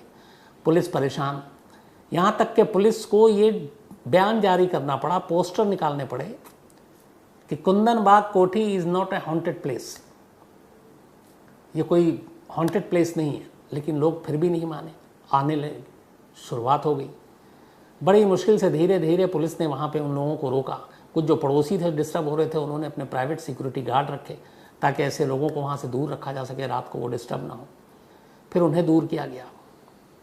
लेकिन आज भी कुंदन बाग के इर्द गिर्द जो लोग रहते हैं उनका यही कहना है कि उन जो तीनों की मौत हुई थी और जो पुलिस ने मौत की तारीख बताई, उससे पहले 3 को हर दिन उन्होंने रात को देखा और उन्हें यकीन नहीं है कि इनकी मौत 3 महीने पहले हुई। अगर वो मौत पहले हुई तो फिर ये किसको देखा? वो गाड़ी में कूड़ा फेंकने कौन जाता था? उनके घर पे कोई कमाने वाला नहीं था, वो लोग ज़िंदा कैसे रहते थे? कोई अर्निंग नहीं थी उनके घर में, ना केबल ना कुछ, सिर्फ एक चीज़ थी इलेक्ट्रिसिटी। और ये भी कहते हैं कि इलेक्ट्रिसिटी का बिल उन्होंने एडवांस में दे रखा था। अब बड़े कम ऐसे लोग होते हैं जो बिजली का बिल एडवांस में देते हैं। हम लोग हर महीने में जब बिल आता तब देते हैं। तो इसलिए बिजली कटी नहीं। बाहर से बाकी कोई चीज़ नहीं आती थी, कमाने वाला भी कोई नहीं था, किसी से मिलना जुलना, कोई मेहमान भी नहीं आता था। वही 3 रहते थे और तीनों की अजीब हरकतें थीं। और आखिरी वक्त तक पड़ोसियों ने उन तीनों को देखा, उसी पाबंदी रूटीन के साथ, रात को मोमबत्ती लेकर, बच्चों को बोतलों के साथ। हालांकि कई कहानियाँ ये भी आई कि उन बोतलों में उन्हीं बच्चों के पिता का खून था, उनकी माँ ने ही मार डाला और उसके बाद रखा था। लेकिन ये सब बकवास थी। कई लोग उसके बाद इस हॉन्टेड प्लेस पर गए और उन्होंने फिर कायदे से जो पुलिस ने बयान जारी किया, कुंदन बाग की सच्चाई है क्या, इन तीनों की मौत कैसे हुई और क्या वाकई वहाँ भूत प्रेत है और लोगों ने जो देखा वो सच है। तो सारी जो कहानियाँ आई वो ये आई कि इन तीनों की मौत कानून की नज़र में फिनाइल पीने से हुई, पहली चीज़। दूसरी चीज़, इनकी मौत जब चोर ने डेड बॉडी देखी उससे 3 महीने पहले हो गई थी, क्योंकि पोस्टमार्टम रिपोर्ट ने मौत बताया बॉडी को देखकर कि कब हुई होगी, तो लगभग 3 महीने पहले हुई। तीसरी चीज़, हाँ, जो जयाप्रदा थी उनकी बचपन से मानसिक हालत ठीक नहीं थी, ये फैक्ट है, उनके घर वालों ने बताया, और इसलिए वो अजीब अजीब हरकतें करती थी। बहुत सारे ऐसे केसेस हैं हमारे देश में भी, दुनिया में भी। तो उसका भी भूत प्रेत से कोई लेना देना नहीं था। अब सवाल ये है कि जो लोगों ने रात को देखा, जो दावा कर रहे थे, वो कितना सच है। बस वहीं पे आके मामला रुक जाता है। बाकी हर चीज़ का कानून ने जवाब दिया कि ये एक सुसाइड केस है, माँ जहनी हालत ठीक नहीं थी। लेकिन पुलिस भूत प्रेत की चीज़ों को नहीं मानती। बहुत सारे लोग पुलिस की आंखों में धूल झोंक कर उस कोठी के अंदर भी गए, उन्हें भी कुछ नहीं हुआ। लेकिन हुआ ये कि इन सारी कहानियों की वजह से कुंदन बाग की ये कोठी दोबारा आबाद नहीं हो पाई। इस कोठी का कोई ख़रीदार भी नहीं मिला। अगर ये था कि प्रॉपर्टी के लिए कहानी गढ़ी गई तो अब तक तो इसको औने पौने दाम में कोई ख़रीद लेता, वो भी नहीं हुआ। ये कोठी आज भी है, जंगल उग चुका है, बाकी चीज़ें हैं, लेकिन कोठी वही है। हालांकि इसका कोई ख़रीदार नहीं है, ना इसे कभी ढा कर किसी ने दोबारा बनाने की अभी तक कोशिश की है। आगे क्या होगा पता नहीं। तो ये थी कुंदन बाग हैदराबाद की इस कोठी की कहानी। कई बार ऐसा होता है कि कई अपने खो जाते हैं। कभी इसको बहुत ही गहराई में डूब कर सोचिए। जिन लोगों के अपने खो जाते हैं, गुम हो जाते हैं, उनके ऊपर बीतती कैसी होगी। एक होता है कि एक इंसान है, बीमार है, मर गया, कत्ल हो गया, वक्त से पहले जान चली गई, उसका एक गम होता है, लेकिन वक्त हर गम के मरहम को भर देता है। लेकिन इस दुनिया में ऐसे सैकड़ों, हज़ारों, बल्कि लाखों ऐसे मामले हैं, किस्से हैं, जिनमें किसी का अपना खो गया, गुम हो गया, और उन्हें यही पता नहीं कि वो कहाँ है, इस वक्त जिंदा भी है कि नहीं है। अब अगर सपोज किसी का बच्चा खो जाए, बेटा या बेटी, और बरसों हो जाए वो ना मिले, उस माँ बाप के बारे में सोचिए कि हर दिन उनका कैसा गुजरता होगा, कैसा कटता होगा, कैसा बीतता होगा। क्योंकि उन्हें ये तक पता नहीं है कि वो सही भी है कि नहीं है, जिंदा भी है कि नहीं है, किस हाल में है, कहाँ है। जैसे जैसे वक्त बीत रहा है, अब वो कैसा दिखता होगा, कैसी दिखती होगी। मुझे लगता है कि शायद इससे बड़ा दर्द और ज़ख्म शायद ही और कोई हो सकता है। मैं ऐसे बहुत सारे लोगों को जानता हूँ। मैंने अपनी बहुत पहले एक कहानी अपनी फैमिली की सुनाई थी। एक मेरे कज़न, बचपन में वो किसी वजह से घर से भाग गए थे, और उनकी माँ, मतलब मेरी मौसी खाला, शायद ही हिंदुस्तान का कोई ऐसा, मतलब दरगाह से लेके कोई ऐसी जगह नहीं होगी जहाँ मन्नत न मांगी हो। और फिर करीब 30-35 साल के बाद वो मिलते हैं और वापस उस घर में लौटते हैं। तो वो जो उतना लंबा अरसा था, उसमें क्या क्या होता था, जब वो उनकी बातें होती थी तो क्या बीतता था। तो ऐसे ना मालूम कितने लोग हैं जो गुम हैं और जिनका कोई सुराग नहीं है। आज की कहानी कुछ ऐसी ही है। जब घर में कोई बच्चा पैदा होता है, उसके बाद जैसे जैसे बढ़ता है, तो सबसे पहली चीज़ होती है स्कूल। स्कूल भेजते हैं। अब तो आपको पता है, पहले थोड़ा डिले स्कूल भेजते थे, अब आजकल एक नया पूरा कल्चर है। Nursery, pre nursery, then KG, ये सारी चीज़ें होती हैं। तो बच्चे जो अभी ठीक से मतलब अपना नाम भी ना बोल पाए, उन्हें भी अब स्कूल भेजने का चलन है, क्योंकि सिस्टम ऐसा बन गया है कि अगर एक स्कूल में आपको एडमिशन कराना है तो पहले प्री नर्सरी में, फिर नर्सरी में, और फिर वहीं से पूरा वो 12 तक या 6 तक, फिर 6 के बाद सीनियर स्कूल। तो इस देश और दुनिया में ऐसे करोड़ों माँ बाप हैं जो हर सुबह अपने अपने कंट्री के हिसाब से उठते हैं और बच्चों को स्कूल भेजते हैं। एक समझिए कि एक तरह का ये उत्सव या त्यौहार भी होता है, और एक तकलीफदेह काम भी होता है। चाहे कैसा भी मौसम हो, ठंड हो, बरसात हो, गर्मी हो, और चाहे कितना काम हो, रात को आप लेट आए हों, पार्टी हो, फंक्शन हो, शादी हो, बीमार हो, बच्चा छोटा है, स्कूल भेजना है, आपको उठना है। ख़ास तौर पर माँ को उठना है, बच्चे का टिफ़िन तैयार करना है, उसके कपड़े तैयार करने हैं, उसे नहलाना है, धुलाना है, फिर तैयार करके बस स्टॉप तक भी जाना है, या फिर कारपूल है तो जो उसमें भेजना है। ऐसी चीज़ें से हम सभी 2-4 वाकिफ़ हैं। मुझे भी याद है कि चूँकि मेरी बेटी बचपन में क्या, और बच्चे कैसे नखरे भी करते हैं, बहाने एक से एक। ठंड लग रही, उठेंगे नहीं, तो कई बार बहाना भी होता, पेट में दर्द है। मेरी बेटी ने भी बहुत ये नौटंकी की है। और बाद में खैर जब मैं उससे पूछता था अकेले में, मम्मी के सामने नहीं, तो मुस्कुरा के कहती थी कि हाँ आज जाने का मन नहीं था इसलिए झूठ बोला था। तो मुझे लगता है ये घर घर की कहानियाँ हैं। कई बच्चे तो ऐसे जाते हैं स्कूल, पता नहीं जैसे जंग पे जा रहे हैं, या कहीं ऐसे जाते हैं कि जैसे लगता है ससुराल जा रहे हैं, रो रहे हैं।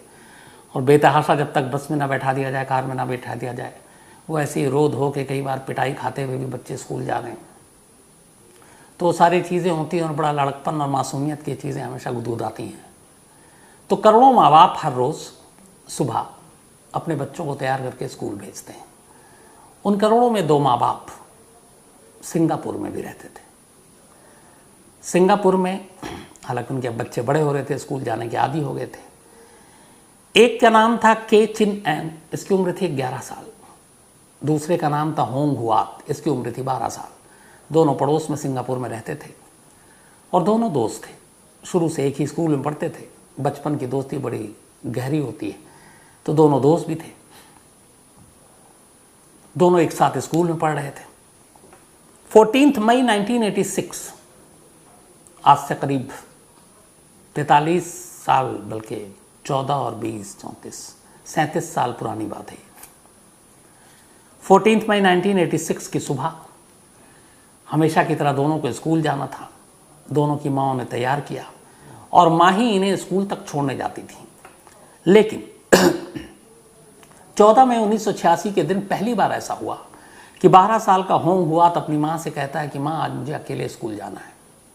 माँ कहती है बिल्कुल नहीं। वो कहता जाने दो। इससे पहले उसने कभी जिद नहीं की, न पढ़ने लिखने में वो हमेशा अच्छा था, सब कुछ, और होशियार, माँ बाप की बात मानने वाला एक बेहद मतलब शरीफ बच्चा। बट उस दिन सुबह उसने जिद पकड़ ली कि आप स्कूल नहीं जाएंगी, मैं अकेले स्कूल जाऊंगा। तो माँ ने पूछा कोई रीज़न तो होगा कि तुम क्यों अकेले स्कूल जाना चाहते हो। उसने कहा मुझे एक दोस्त से मिलते हुए जाना है। अब बच्चा शरीफ है, सीधा है, पढ़ने लिखने में तेज़ है, स्कूल से कभी कंप्लेंट नहीं आई, कभी स्कूल मिस नहीं किया। माँ को भी लगा चलो, और स्कूल घर से थोड़ी दूरी पर है, माँ ने इजाज़त देती। और माँ के दिमाग में ये था कि होंग हुआत अपने दोस्त के चिन एन के साथ जाना चाहता है, क्योंकि वही उसका इकलौता दोस्त था। तो माँ ने भी इजाज़त दे दी। अब होंग हुआत घर से निकल गया, के चिन एन भी घर से निकल गया। दोनों स्कूल चले गए। स्कूल में इन्होंने क्लास भी अटेंड किया। दोपहर 12:55 पर आफ्टरनून क्लास शुरू थी। नई टीचर क्लास में आती है, एंट्री करती है 12:55 पे। उसके बाद वो रोल नंबर लेकर एक एक बच्चों को पुकारती है। सभी बच्चे जवाब देते हैं, वही यस मैम, प्रेजेंट मैम, हाजिर मैम, जी। लेकिन जब वो रोल नंबर पुकारती है के चिन एन 11 साल के बच्चे की और उसके दोस्त होंग हुआत की 12 साल के बच्चे की, तो उसे उधर से रिप्लाई नहीं आती, आवाज़ सुनाई नहीं देती। वो दूसरी बार फिर रिपीट करती है। फिर वो सर उठाकर देखती है, तो देखती है कि उन दोनों के सीट पे उनका बस्ता तो है, बैग तो है, पर वो दोनों बच्चे गायब हैं। मैम को बड़ा अजीब लगता है, क्योंकि दोनों वो बच्चे थे जो बहुत ही डिसिप्लिन, पढ़ने लिखने में तेज़, कभी क्लास नागा नहीं किया, एब्सेंट नहीं किया। अब वो देखती कि बस्ता है गायब। उसे लगता थोड़ी देर में आ जाएंगे, लेकिन वो थोड़ी देर के बाद भी नहीं आती। लगभग क्लास ख़त्म होने का टाइम हो जाता है। उसे चिंता होती है। वो बाकी दोस्तों से, क्लासरूम के बच्चों से पूछते हैं कि ये दोनों कहाँ हैं। तो बताते हैं कि क्लासरूम में ही था। एक बच्चा कहता है कि थोड़ी देर पहले, आपके आने से पहले, उसने कहा कि हमें कुछ स्वीट्स लेना है, तो शायद स्कूल कैंपस के बाहर जो दुकान है वहाँ से वो कुछ खरीदने गया है। उसे लगता आ जाएगा, लेकिन वक्त बीतता जाता है, स्कूल की छुट्टी होने लगती है। दोनों नहीं आए, उनके बस्ते वहीं पर है।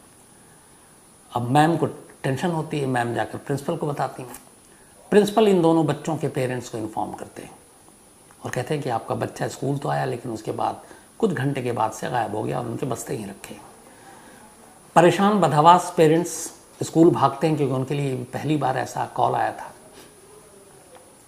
जब वो स्कूल पहुंचते हैं तो टीचर बताती है उसे कि वो क्लास में नहीं था। अब वो बाकी दोस्तों से पूछते हैं तो बात वही आती है कि शायद वो कोई स्वीट्स खरीदने गया। अब वो इधर उधर ढूंढती हैं, बाकी अपने जान पहचान वालों को, आज इधर उधर जहाँ पे कोई शॉप और हो जहाँ ये बच्चे जाते हों, लेकिन कोई सुराग नहीं मिलता। शाम से रात हो जाती है, दोनों बच्चे अभी भी घर नहीं लौटे। रात होने के बाद के चिन एन और होंग हुआ दोनों के पेरेंट्स परेशान हो जाते हैं। चूँकि दोनों बच्चों में दोस्ती थी तो दोनों पेरेंट्स में भी दोस्ती थी। उसके बाद वो फैसला करते हैं कि चल को पुलिस में रिपोर्ट लिखा दो। दोनों पेरेंट्स पुलिस स्टेशन जाते हैं और रिपोर्ट लिखाते हैं। रिपोर्ट लिखाने के बाद अब पुलिस भी उसके लिए था कि एक स्कूल के बच्चे इस तरह से गायब हैं। पुलिस उसी वक्त आनन फानन में अपनी जांच शुरू करती है, लोगों से पूछताछ करती है, लेकिन कोई फ़ायदा नहीं होता। इसी दौरान में ये भी होता है, कुछ कहते हैं पुलिस वाले या कुछ दोस्त कि दोनों बच्चे शायद कहीं भाग कर गए हों, घूमने चले गए हों दूसरे शहर में। बट दोनों बच्चों के पेरेंट्स फिर बताते हैं कि नहीं, इनके जो पिगी बैंक है, गुल्लक थे दोनों के घर में अलग अलग, बोले उसमें सारे पैसे हैं वैसे ही हैं। जब वो बच्चे नहीं आए तो हमें भी लगा कि शायद पैसे लेकर कहीं उधर तो नहीं चले गए। बट गुल्लक घर में है, पिगी बैंक, उसमें सारे पैसे वैसे ही हैं सलामत। वो कपड़े लेकर नहीं निकले घर से। और यहाँ तक कि उनमें से एक बच्चे ने ये भी कहा कि मैं रात को लौटूंगा, और रात के लिए डिनर का ऑर्डर भी दिया था केची नैन ने। उसने ये भी कहा कि आप रात को पोर्क चॉप्स और पोटैटो चिप्स बना कर रखना, आज रात को हम यही खाना खाएंगे डिनर में। तो डिनर का भी ऑर्डर दे रहा, पैसे भी घर में हैं, कपड़े भी नहीं ले गया, तो भागने का कोई सवाल नहीं है। पुलिस को भी लगा कि बात में दम है। अब पुलिस तलाश शुरू करती है दोनों बच्चों की। अगला दिन बीत जाता, बच्चे नहीं मिलते, अगला दिन बीत जाता, बच्चे नहीं मिलते, हफ्ता गुजर जाता है। आखिरकार हफ्ते के बाद भी बच्चे नहीं मिलते। 14 मई की ये बात थी, जून का पूरा महीना अब बीत गया, तब भी बच्चे नहीं आए। इस दौरान में माँ बाप ने दोनों के मिल के $1000 का इनाम ऐलान कर दिया कि जो भी इन बच्चों के बारे में खबर देगा। कुछ उन्होंने पोस्टर भी स्कूल और घर के आसपास लगा दिए, कोई फ़ायदा नहीं हुआ। 3 जुलाई की तारीख आई, 3 जुलाई को इन्होंने फिर एक और इनाम की रकम बढ़ा दी और $1000 को $5000 कर दिया कि जो भी इसका के बारे में मिसिंग रिपोर्ट देगा इसके तो उसे ये पैसे देंगे। अब धीरे धीरे ये न्यूज़ मीडिया में भी खबरें आने लगी, हर तरफ आई। पूरे शहर में अब मिसिंग बच्चों के दोनों के पोस्टर्स लगने लगे। मासूम उम्र थी, हर एक को यही फिक्र थी कि पता नहीं इनके साथ क्या हो। अब गवर्नमेंट तक भी ये बात पहुंची, पुलिस के आला अफसरों तक भी। उन्होंने बच्चों को ढूंढने में कोई कसर नहीं छोड़ी। यहाँ तक कि पुलिस ने स्पेशल हॉटलाइन नंबर जारी कर दिया। वो नंबर सिर्फ इन बच्चों की मिसिंग के लिए था कि जिसको भी इन 2 बच्चों के बारे में कोई भी जानकारी वो मिले, वो सीधे इस हॉटलाइन पे फ़ोन करे और जानकारी दे। इस हॉटलाइन नंबर देने का असर ये हुआ कि बहुत सारे लोगों के फ़ोन भी आने लगे। कोई कहते हमने वहाँ देखा, कोई कहता हमने फलाने जगह देखा, कोई वहाँ पे देखा, लेकिन कोई पुख्ता जानकारी नहीं मिली। एक कॉलर ने कहा कि हमने इन दोनों बच्चों को एक बस टर्मिनल पर देखा था और उसके साथ एक चाइनीज़ था और वो उन दोनों बच्चों को अपने साथ ले जा रहा था, लेकिन उसकी भी कोई जानकारी नहीं मिली। इसी बीच में मई के बाद जून, जुलाई, अगस्त 3 महीने ख़त्म हो गए, बीत गए। 22 सितंबर की तारीख आती है। उससे पहले 3 सितंबर को एक कॉल आता है। केचिन एन के जो पिता थे, फादर, वो उस कॉल को उठाते हैं। कॉल करने वाला कहता है कि तुम अपने बेटे की घर वापसी की उम्मीद छोड़ दो, उसे ढूंढना बंद कर दो, वो अब कभी नहीं लौटेगा। और वो ये सुन के परेशान हो जाते हैं। आधे घंटे के बाद होंग हुआत के घर पे भी ऐसा ही एक फ़ोन आता है। फ़ोन उसकी माँ उठाती है, कहता है कि तुम अपने बच्चों को ढूंढने की कोशिश ना करो, भूल जाओ, अब वो कभी लौटेगा नहीं। अब ये सुनकर माँ बाप का दिल बैठ गया। केची नैन के फादर को तो एक स्ट्रोक पड़ गया। परेशान उन्होंने पुलिस को भी ये बात बताई। अब ये बात धीरे धीरे मीडिया में बाकी जगहों पे आने लगी। इस इंसिडेंट के 15 दिन के बाद करीब 22 सितंबर को अब पेरेंट्स ने इनाम की रकम जो $1000 से $5000 किया, $20,000 कर दिया कि कोई भी इस पे जानकारी देगा तो हम उसे ये पैसे देंगे। अब 2 स्कूली बच्चों की गुमशुदगी की खबर पूरे सिंगापुर में हर तरफ चर्चा की वजह बन गई, क्योंकि ऐसी चीज़ें होती नहीं वहाँ। इसी दौरान में अचानक एक फास्ट फूड चेन इस मुहिम में कूद पड़ता है, मैकडोनल्ड्स। मैकडोनल्ड्स के बहुत सारे ब्रांच हैं वहाँ पर। तो मैकडोनल्ड्स ने अपने 16 रेस्टोरेंट में इन दोनों बच्चों के पोस्टर लगाए, तस्वीरें लगाई, और साथ में मैकडोनल्ड ने अपनी तरफ से $1,00,000 जो भी इन बच्चों का सुराग देगा उसके लिए इनाम का ऐलान कर दिया। 17 आउटलेट्स थे मैकडोनल्ड के, उन 17 के 17 में इन बच्चों के पोस्टर लगे। $1,00,000 का इनाम। $1,00,000 का इनाम सुनकर बहुत सारे लोगों ने इंटरेस्ट लेना शुरू किया, बच्चों को ढूंढने की कोशिश की। बहुत सारे इस दौरान में फ़ोन आए, क्योंकि मैकडोनल्ड के पोस्टर पे उस नंबर भी दिया गया था कि आप पुलिस को इस नंबर पे कांटेक्ट करें। तमाम तरह की कहानियाँ, तमाम तरह की निशानियाँ, तमाम तरह के लोगों ने अपने बयान पुलिस को देने शुरू किए, लेकिन इन बच्चों तक कोई ऐसी बात या बयान पुलिस को नहीं पहुंचा पा रही थी। बच्चे अब भी गुम थे। धीरे धीरे इस मैकडोनल्ड ने जब $1,00,000 का इनाम दिया, वो भी उन बच्चों से जिससे उसका कोई लेना देना नहीं, तो लास्ट में सिंगापुर में इन दोनों बच्चों का निक नेम ही पड़ गया था, मैकडोनल्ड बॉयज़। तो मैकडोनल्ड बॉयज़ के नाम से ये दोनों जाने जाने लगे, लेकिन कोई सुराग नहीं मिल रहा था। धीरे धीरे साल दर साल वक्त बीतता गया, बच्चे नहीं मिले। इस दौरान में अलग अलग थ्योरी आने लगी। इनमें से जो होंग हुआत था, इसके माँ और बाप दोनों अलग रहते थे। बाप एक रहस्यमय कैरेक्टर था, झगड़ा हुआ था, और होंग हुआत अपनी माँ के साथ रहता था। एक कहानी ये आई कि इस इंसिडेंट थे 14 मई 1986 को जब ये गायब हुए थे बच्चे। 10 मई से 4 दिन पहले होंग हुआत का फादर घर के पास से अपने बेटे को ले गया था अपने पास। उस दिन स्कूल की छुट्टी थी, और कहते हैं पूरा दिन होंग हुआत अपने डैड के साथ था, लेकिन उसने अपनी माँ से ये बात छुपाई थी। तो एक कहानी, एक थ्योरी ये है कि होंग हुआत अपने बच्चे को और उसके साथ चूंकि के चिनैन था उसका दोस्त, उन दोनों को अपने साथ ले गया। एक थ्योरी आई, लेकिन इसका कोई सबूत नहीं मिला, क्योंकि पुलिस ने बाद में ये भी था कि उसको अपने साथ मलेशिया ले गया, लेकिन पुलिस ने जांच की, उसके बाप के पास ये बच्चे नहीं थे। एक थ्योरी आई कि इन दोनों बच्चों को किडनैप किया है चाइल्ड ट्रैफिकिंग के लिए और उनको कहीं और ले जाया गया। तीसरी थ्योरी आई कि इन दोनों बच्चों को भीख मंगवाने के लिए किडनैप किया गया और इन दोनों को थाईलैंड ले जाया गया है। और थाईलैंड में एक बड़ा अजीब दरिंदगी होती है बच्चों से भीख मंगाने के लिए, जो अपने इंडिया में भी काफ़ी कुछ होता है कि उनको इस तरह से अपाहिज बना देते हैं, हाथ पैर या कुछ ऐसी चीज़ें काट देते हैं, कहीं की आंखें ख़राब कर देते हैं, ताकि लोग रहम और तरस खाकर ज़्यादा पैसे दें। तो एक थ्योरी ये आई कि इन्हें थाईलैंड ले जाया गया है और वहाँ पे इनसे भीख मंगवाया जा रहा है। इस दौरान में मैकडोनल्ड ने एक और काम किया। उसने सिर्फ सिंगापुर नहीं, बल्कि अक्रॉस द बॉर्डर आसपास के जितने देश थे, जैसे सिंगापुर, इसका मलेशिया का नाम आया, थाईलैंड का नाम आया, उसने अपने उन ब्रांचेस में भी लोगों से कहा कि इन 2 गुमशुदा बच्चों के बारे में कोई जानकारी हो तो कोई बताए। वहाँ भी पोस्टर लगवाए, लेकिन कहीं से कोई भी अच्छी खबर नहीं आई। वक्त बीतता गया, आज 36 साल हो गए हैं, 36 ईयर।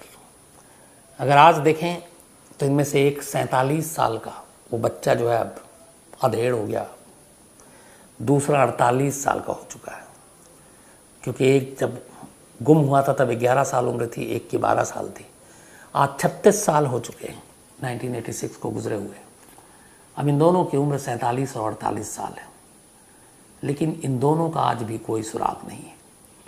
आज भी इनके माँ बाप सिंगापुर में इनके लौटने की, इनके ज़िंदा होने की, इनके ठीक होने की खबर की उम्मीद में जी रहे हैं।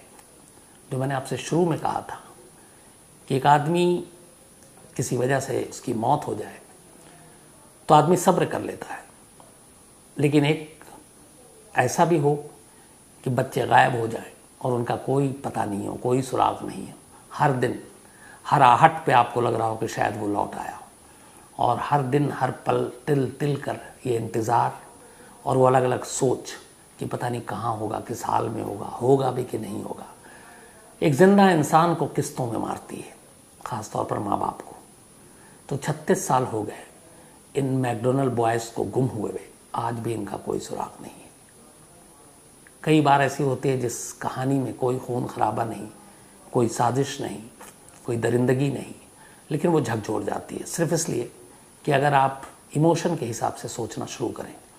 तो उस माँ बाप को सामने रखकर अगर हम सोचें कि जिनके बच्चे 46 साल से उनसे दूर हैं, 36 साल से, और उन्होंने उनको बड़ा होते हुए भी नहीं देखा, 11 और 12 साल में वो चले गए, उनके लड़कपन भी नहीं देखा, उनकी जवानी भी नहीं देखी, और अब वो 47-48 साल की उम्र में आज भी अगर वो लौट आए तो क्या बीतेगी माँ बाप पर। तो ये थी कहानी मैकडोनल्ड बॉयज़ की। एक ज़माना था बचपन में, आप में लोगों ने भी पता नहीं खेला होगा, मैंने तो खेला है, चोर पुलिस का खेल खेला करते थे। और याद है ख़ासतौर पर जब लाइट चली जाती थी तो उस वक्त ज़्यादा मज़ा आता था। आप अंधेरे में छुपे हुए हैं, ढूंढ रहे हैं, तो चोर मतलब आपको कहीं छुपना है और पुलिस वो है जो उस चोर को ढूंढ कर पकड़ के लाएगी। तो ये चोर पुलिस का खेल होता था, हर बच्चे खेलते थे, शायद हम सब ने खेला। अब आज के इस दौर में, और जब मोबाइल और ये सारी चीज़ें हैं, नेट, इंटरनेट और मोबाइल, इन सब ने शायद बचपना भी छीन लिया। अब बच्चे मैदान में कम जाते हैं, बाहर कम खेलते हैं, दिन भर मोबाइल में उलझे रहते हैं या कार्टून देखते हैं, तो पता नहीं कितना खेलते हैं, लेकिन पहले ये खेला जाता था। ये कहानी मैं इसलिए सुना रहा हूँ क्योंकि आज की इस बदलते दौर ने उस खेल को भी एक तरह से चुरा लिया है। अब चोर पुलिस का खेल नहीं खेलते और अब चोर छुपता भी नहीं है। अब क्रिमिनल या डॉन उसको छुपने की ज़रूरत भी नहीं पड़ती। अब दौर उल्टा हो गया। अब एक बदमाश, एक डॉन छुपने की बजाय सोशल मीडिया के हर प्लेटफॉर्म पे खुद आता है, खुद को दिखाता है, खुद के जुर्मों को दिखाता है, खुद के जुर्मों की नुमाइश करता है और किसी से नहीं डरता, ना कानून से ना पुलिस से। बल्कि उल्टा ये हो गया है कि अब जो आप जितना सोशल मीडिया पे मशहूर है, मकबूल है, फेमस हैं, आप उतने बड़े क्रिमिनल हैं, आप उतने बड़े डॉन हैं, आपका रेट, आपका भाव उसी हिसाब से बढ़ता है। शायद आप यकीन नहीं करें, लेकिन ये 16 आने सच है कि आज के दौर में बहुत सारे ऐसे डॉन हैं जिन्होंने सोशल मीडिया को अपना टूल बना रखा है। सोशल मीडिया के ज़रिए वो अपने आप को बड़ा क्रिमिनल और बड़ा डॉन बताते हैं। दुश्मन तो बहुत है मेरी जान, पर वो कहते हैं ना, शेर का शिकार कुत्तों से नहीं होता। तो आज की कहानी एक ऐसे ही डॉन की है। बहुत सारे क्राइम तक फैमिली मेंबर कई दिनों से इसकी फरमाइश कर रहे थे। एक ऐसे डॉन की जो जुर्म की दुनिया में तो बहुत पहले आ गया, लेकिन डॉन बनने का रास्ता जो उसे मिला सोशल मीडिया से मिला। कहानी राजस्थान के कोटा की है। कोटा एक ऐसा शहर जो कोचिंग हब के लिए जाना जाता है। उसी कोटा के पास एक नौजवान रहता था जिसका नाम था देवा गुर्जर। देवा गुर्जर ठीक ठाक कदकाठी, पशुपालन, जानवरों को पालना और दूध बेचना, ये उसका धंधा था। ज़िंदगी में सब कुछ ठीक चल रहा था। ये अपना ये काम कर रहा था, दूध भी बेच रहा था। फिर उसकी शादी हो गई। शादी हुई तो उसकी औलादें हुई। अब उसे चाहिए था एक बेटा, लेकिन बेटे की चाहत में एक के बाद एक कई बेटी पैदा हो गई। लेकिन वो उन बेटियों से भी उतना ही प्यार करता था। उसको भेदभाव नहीं था, लेकिन ये था कि ये ख्वाहिश थी कि बेटी है तो एक बेटा भी हो जाए। बेटा हो नहीं रहा था। आखिर में उसने अपनी पहली बीवी की रजामंदी से दूसरी शादी कर ली। हालांकि कुछ लोगों ने इसका विरोध किया, लेकिन फिर भी उसने कर ली और फिर उसकी मुराद भी पूरी हो गई, उसे बेटा भी हो गया। तो अब 2 बीवियों से उसके 9 बच्चे। लेकिन ये दोनों बीवियों को वो बराबर प्यार करता, दोनों को एक साथ एक ही घर में रखता। करवा चौथ से लेके तीज और बाकी जो त्यौहार होता वो दोनों बीवियाँ एक साथ धूमधाम से मनाती। और लोग कहते हैं कि कभी दोनों बीवियों में इस बात के लिए लड़ाई नहीं हुई कि वो दोनों सौतन हैं।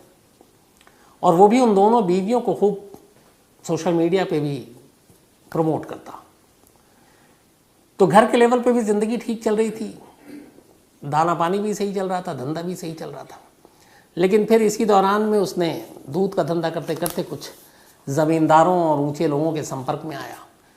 फिर इसी दौरान में कुछ, चूँकि दबंग भी था, ठीक ठाक था, फिर कुछ ऐसी डिस्प्यूटेड लैंड के झगड़े में पड़ा, समझौता कराया, दबंगई की। धीरे धीरे बढ़ता गया, उसका असर बढ़ता गया। फिर इसके बाद पैसे आए तो उसने कुछ गाड़ियाँ खरीदी और Rajasthan atomic power plant RAPP में उसने अपनी कुछ गाड़ियाँ लगवाईं और पैसे आने लगे। ज़मींदारों का हाथ था, कुछ ताकतवर लोगों का हाथ था। तो अब ये हुआ कि कुछ लड़ाई झगड़े भी सुलटाने लगा। धीरे धीरे अब देवा गुर्जर एक दबंग की शक्ल में वहाँ लोगों में मशहूर होने लगा। और उसकी मशहूरियत की एक वजह ये भी थी कि वो उन्हीं लोगों को तंग करता जिनसे ज़रूरत होती। वो आस पड़ोस के लोग, आम लोग, उनको छूता भी नहीं और उन्हें तंग भी नहीं करता। तो लोगों को भी लगा कि हमसे इससे क्या लेना देना, और हमें कोई तंग भी नहीं करता। धीरे धीरे उसका कद बढ़ता गया, मशहूर होता गया। इस दौरान में सोशल मीडिया का ज़माना आ गया। 2015 के आसपास उसे भी पता चला कि फेसबुक है, उसके बाद व्हाट्सएप है, फिर इंस्टा है, ट्विटर है।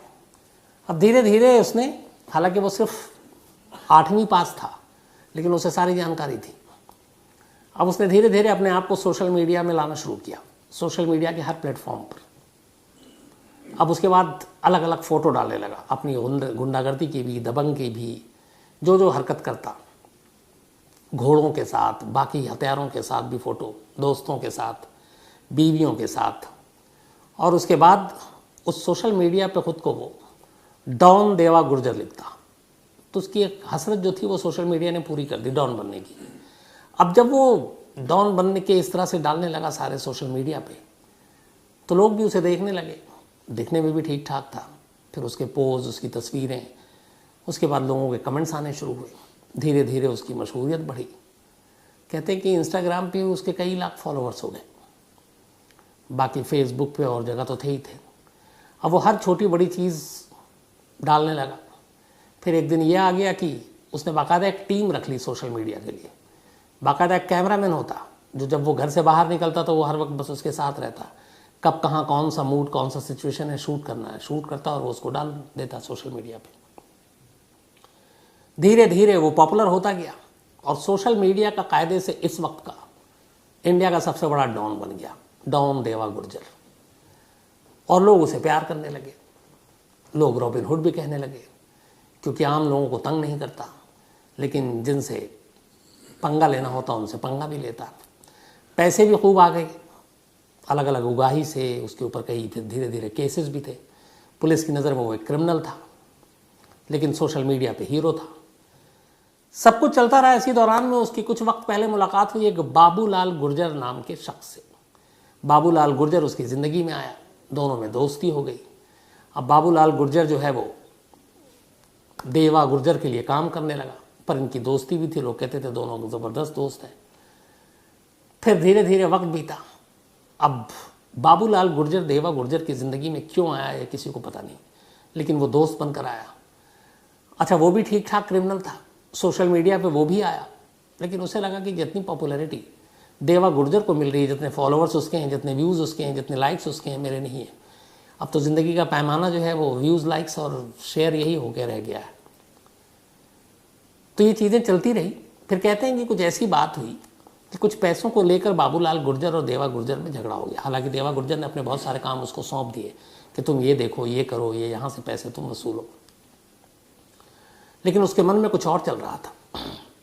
कुछ उसने पैसे मांगे, कुछ उसने नहीं दिए, कुछ उसे और ज़्यादा बड़े सपने थे। बाबूलाल गुर्जर को भी देवा गुर्जर बनना था। तो ये सारी चीज़ें चलती रही और डॉन देवा गुर्जर इन चीज़ों से अनजान अपनी सोशल मीडिया की उस popularity, views, likes and share में ही मशगूल था। इतने सारे चाहने वाले थे उसके।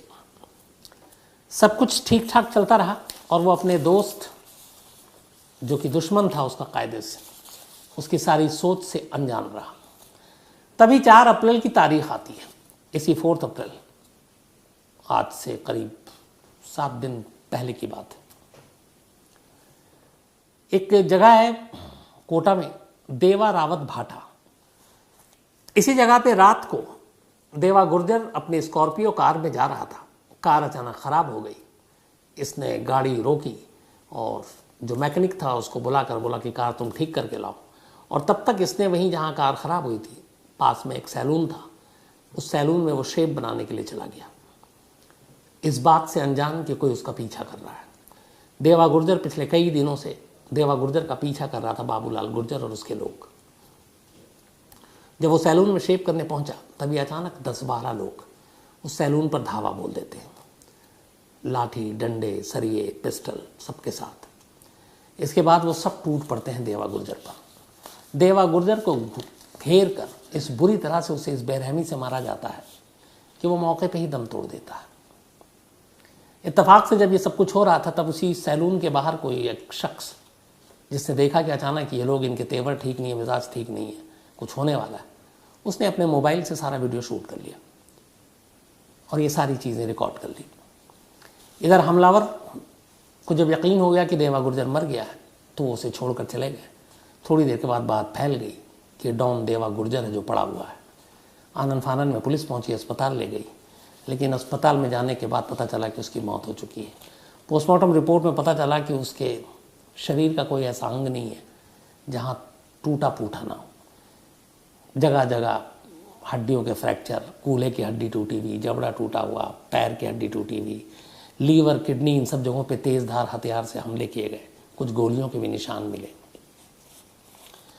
सुबह होते होते पूरा कोटा और आसपास के इलाके में यह खबर फैल गई कि डॉन देवा गुर्जर, सोशल मीडिया ने जिसे डॉन बनाया, उसके ऊपर हमला हुआ और उसकी जान चली गई। अब यहाँ एक दूसरा तस्वीर का पहलू देखने को मिलता है। अचानक डॉन देवा गुर्जर के चाहने वाले हज़ारों की तादाद में शहर में निकल पड़ते हैं और उसके इस कत्ल के खिलाफ धरना प्रदर्शन विरोध शुरू कर देते हैं। 2 बसों को आग लगा देते हैं, पुलिस पर पथराव करते हैं।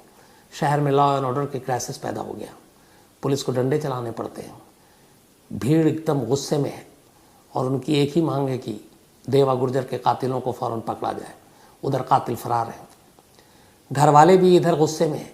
आखिरकार किसी बड़े नेता को बीच में शामिल करती है पुलिस, घर वालों को समझाती है देवा गुर्जर के, और उसके बाद वो लोग अंतिम संस्कार को तैयार होते हैं। और इसके बाद देवा गुर्जर का जब अंतिम संस्कार होता है तो कहते हैं कि हज़ारों की भीड़ उस अंतिम संस्कार में शामिल थी। तो ये तस्वीर का एक अजीब पहलू है कि पुलिस की नज़र में जो हिस्ट्री शीटर डॉन, उसके चाहने वाले इतने, उसके अंतिम संस्कार में इतने लोग शामिल हुए, जिसकी वजह से लोगों ने सड़कों पर धरना प्रदर्शन किया। अब इन चीज़ों को लेकर फिर कभी बात करेंगे कि कितना सही है कितना गलत है। लेकिन खैर इधर सब कुछ हो गया। अब पुलिस के लिए चैलेंज ये कि कातिलों को पकड़े, कातिल हाथ में नहीं आ रहे। इसी दौरान में जिस शख्स ने सैलून के बाहर वो वीडियो शूट किया था उसने भी सोशल मीडिया पे डाल दिया। अब जब सोशल मीडिया पे वो वीडियो आया तो डॉन गुर्जर के फॉलोवर्स और चाहने वाले वो और भड़क गए। अब पुलिस के सामने भी बड़ी अजीब सिचुएशन, पुलिस को भी ये वीडियो मिला। खैर उस वीडियो से एक फ़ायदा ये हुआ कि कुछ चेहरे पहचान में आए। कोटा के एक इलाके पे छापा मारकर पुलिस ने 5 लोगों को वहाँ से गिरफ्तार किया, लेकिन असली मास्टरमाइंड उसके हाथ नहीं लगा था, और वो बाबूलाल गुर्जर। उनसे पूछताछ की गई तो पता चला कि बाबूलाल गुर्जर कत्ल के बाद ही राजस्थान छोड़कर एमपी भाग गया। एमपी में एमपी पुलिस से संपर्क किया राजस्थान पुलिस ने अलग अलग जगहों पे। उधर एमपी पुलिस को जब उसकी सूचना दी गई, उन्होंने दबिश दी, तो बाबूलाल गुर्जर को लगा कि यहाँ पे टिकना मुश्किल है। वो वापस भागा, उसे लगा कि कहीं इनकाउंटर या कुछ और ना हो जाए, तो कोटा ही चलो। उसके बाद वो एमपी बॉर्डर से कोटा की तरफ आ रहा था, लेकिन मुखबिर से खबर मिल गई और राजस्थान पुलिस ने उसे बॉर्डर पर ही गिरफ्तार कर लिया। उसके साथ कुल 9 लोगों को गिरफ्तार किया गया। उससे पूरी पूछताछ हुई तो पता चला पैसे के बंटवारे, मांडवाली, उगाही, इन सब चक्करों में बाबूलाल गुर्जर ने डॉन देवा गुर्जर का कत्ल किया था। उन लोगों से पूछताछ चल रही है अभी पुलिस कस्टडी में। इसके बाद उन्हें जुडिशियल कस्टडी में भेजा जाएगा और फिर आगे की कार्रवाई होगी। लेकिन इस पूरी खबर से 2 चीज़ें हैं। एक ये कि एक शख्स जो पुलिस के रिकॉर्ड में क्रिमिनल है, उस शख्स के लिए शहर में तोड़फोड़ होती है, बसों को आग लगाई जाती है, यहाँ तक कि पुलिस पे दबाव बनाया जाता है, नेता को बीच बचाव करना पड़ता है, और इतने लोग उसके अंतिम संस्कार में शामिल होते हैं। सोशल मीडिया पर वो एक हीरो के तौर पे खुद को पेश करता है और लाखों लोग उसको फॉलो करते हैं। अब ये सारी चीज़ें ये इसको आप लोगों को सोचना है कि इस समाज में अगर यही चलता रहा और सोशल मीडिया इसी तरीके से एक विलेन को हीरो और डॉन बनाती रही तो फिर समाज का क्या होगा। और आजकल का जो नया ट्रेंड है, ये सिर्फ बात अकेले देवा गुर्जर की नहीं है, मैंने पहले भी कई और कहानियाँ सुनाई। बहुत सारे ऐसे डॉन हैं जो सोशल मीडिया पर अपनी कारस्तानियों को अपलोड करते हैं, कई तो जेल से ही भेजते हैं, जेल में है। अब कानून भी टूट रहा है कि जेल में मोबाइल कहाँ से, जेल में वो अपने अकाउंट चला रहे हैं, चाहे इंस्टा के हों, चाहे फेसबुक के हों, चाहे व्हाट्सअप के हों। सब ने अपने अपने ब्लॉग बना रखे हैं, पाबंदी से वीडियो अपलोड करते हैं, मारपीट के, छीना झपटी के, धमकी के ऑडियो डालते हैं, वीडियो डालते हैं। इससे उनके रेट बढ़ते हैं। अब सवाल ये है कि ऐसे लोगों को, ऐसी चीज़ों को पुलिस वक्त पे क्यों नहीं रोकती। नफ़रत फैलाने वाले, हिंसा फैलाने वाले और ऐसे तमाम हम लोग बीच में खबर सुनते हैं, उनके अकाउंट्स को हैक किया जाता है या बंद किया जाता है, रोक देती है पुलिस। लेकिन यहाँ जो एक नई पूरी फ़ौज आ रही है सोशल मीडिया के ज़रिए अपना कद पद और डॉन की हैसियत पाने के लिए, उनको वक्त रहते क्यों नहीं रोका जा रहा। और क्योंकि उनकी वजह से बहुत सारे जो नौजवान हैं वो उसको फॉलो कर रहे हैं और फिर वो उसी के रास्ते आगे चलने की, उसी के कदम पर चलने की कोशिश करते हैं। एक ऐसी और डॉन की, शायद मैं भी नाम भूल रहा हूँ, उसकी एमपी या राजस्थान गया था, उसकी भी कहानी आपको सुनाई, सिर्फ 17-18 साल की उम्र में जब उसकी मौत हुई। तो वो भी इसी तरीके से सोशल मीडिया पे अपनी तस्वीरें डालता था, अपने आप को बहुत बड़ा डॉन बताता था। दिल्ली के ऐसे कई गैंगस्टर हैं। मुझे लगता है कि ऐसे अकाउंट्स को फ़ौरन नज़र में रखनी चाहिए, रोकना चाहिए, ताकि दूसरे इससे कम से कम इंस्पायर ना हो या उससे सबक न ले, नसीहत न ले कि मुझे भी इसी तरह से करूँगा तो फिर मैं भी इतना बड़ा डॉन बन जाऊँगा। तो ये अफसोसनाक है और डॉन देवा गुर्जर की ये पूरी कहानी थी। एक राइटर की कहानी है ये, और इत्तेफाक से जब मैं आज ये कहानी सुना रहा हूँ, अमेरिका की एक अदालत में ये मुकदमा इस वक्त भी चल रहा है। अगले 5 वीक, 2 हफ्ते हो गए शायद, 7 वीक के अंदर अंदर अदालत को अपना फैसला सुनाना है। ये मुकदमा एक कत्ल का है, और उस कत्ल को लेकर बड़ा इसमें चर्चा है इस वक्त अमेरिका के कुछ इलाकों में, क्योंकि ये केस ही ऐसा है। एक 71 ईयर ओल्ड लेडी और 65 ईयर ओल्ड उसके हस्बैंड की कहानी है ये। इस कहानी की शुरुआत होती है 2 जून 2018 को, 2 जून 2018 सुबह के 7:30 बजे थे। एक शख्स जो कि अमेरिका के डैनियल पोर्टलैंड के ओरेगॉन इलाके में शेफ का काम करता था, और जो शेफ का काम करता था उसका नाम था डैनियल ब्रोफी। डैनियल ब्रोफी की उम्र करीब 65 साल, 65 ईयर ओल्ड, शेफ का काम करता था। तो इसी पोर्टलैंड इलाके में वो अपना उस दिन भी सुबह ड्यूटी पे था। सुबह के करीब 7:30 बजे थे। किचन के अंदर था, वो शेफ है तो उसका काम किचन में था, और इत्तेफाक से उस वक्त तक बाकी मुलाजिम वहाँ पर आए नहीं थे, और कुछ थे तो वो दूसरे हिस्से में थे उस बिल्डिंग के। किचन में वो अकेला था। 7:30 के आसपास अचानक गोली चलने की आवाज़ आती है, 2 गन शॉट, 2 फायर। थोड़ी देर के बाद उसी जगह पे काम करने वाले कुछ दूसरे मुलाजिम किचन की तरफ आते हैं। जब वो किचन की तरफ आते हैं तो देखते हैं कि डैनियल ब्रोफी रसोई में ही, यानी किचन में ही, फर्श पे गिरा हुआ है, खून से लथपथ है। फौरन बदहवासी में वो लोग पुलिस को फ़ोन करते हैं, एम्बुलेंस आती है, उसको ले जाया जाता है। एक सीने पर और एक पीठ पर 2 गोलियां लगी थी। डॉक्टर पूरी कोशिश करते हैं लेकिन बचा नहीं पाते। थोड़ी देर के बाद डैनियल ब्रोफी की मौत हो जाती है। अब पहली नज़र में जिस तरह जो बुलेट के मार्क थे वो सुसाइड बिल्कुल नहीं था, क्योंकि सीने पे गोली है। चलिए, सीने पे कोशिश करके आदमी मार भी सकता है, लेकिन सुसाइड करने वाला ऐसा करता नहीं है जनरली। और एक पीठ पे था, तो इसका मतलब है कि पीछे से भी किसी ने गोली मारी, और शायद जब वो पलटा तो फिर दूसरी गोली सीने पे लगी। पुलिस ने इसके बाद कत्ल का मामला दर्ज किया, तफ्तीश शुरू की। 2 जून 2018 की यह वारदात थी, लेकिन वक्त बीतता गया, कोई सुराग नहीं मिला। फैमिली में सिर्फ ब्रोफी की एक पत्नी थी, नैन्सी। नैन्सी ब्रोफी और डैनियल ब्रोफी की शादी 1971 में हुई थी, और नैन्सी की अब उम्र करीब 71 ईयर है। डैनियल 65, 6 साल उससे छोटा। और कहते हैं कि दोनों में बड़ा प्यार, ज़िंदगी भर दोनों साथ रहे, और तमाम पड़ोसियों से, जिस जगह काम करते हैं वहाँ के लोगों से पूछताछ हुई, कोई ऐसी चीज़ पता नहीं चली। हाँ, इस दौरान ये ज़रूर पता चला कि ये जो नैन्सी ब्रोफी हैं, ये एक जानी मानी हस्ती हैं, एक शख्सियत है, क्योंकि उन्होंने बहुत सारे नावल लिखे हैं, और इनके नावल का जो किरदार और थीम ज़्यादातर होता था वो रोमांटिक नावल था। रोमांस से भरपूर वो सारी चीज़ें वो लिखती थी। तो एक नाम था उनका एक नॉवलिस्ट के तौर पर। अब पुलिस तफ्तीश करती रहती है।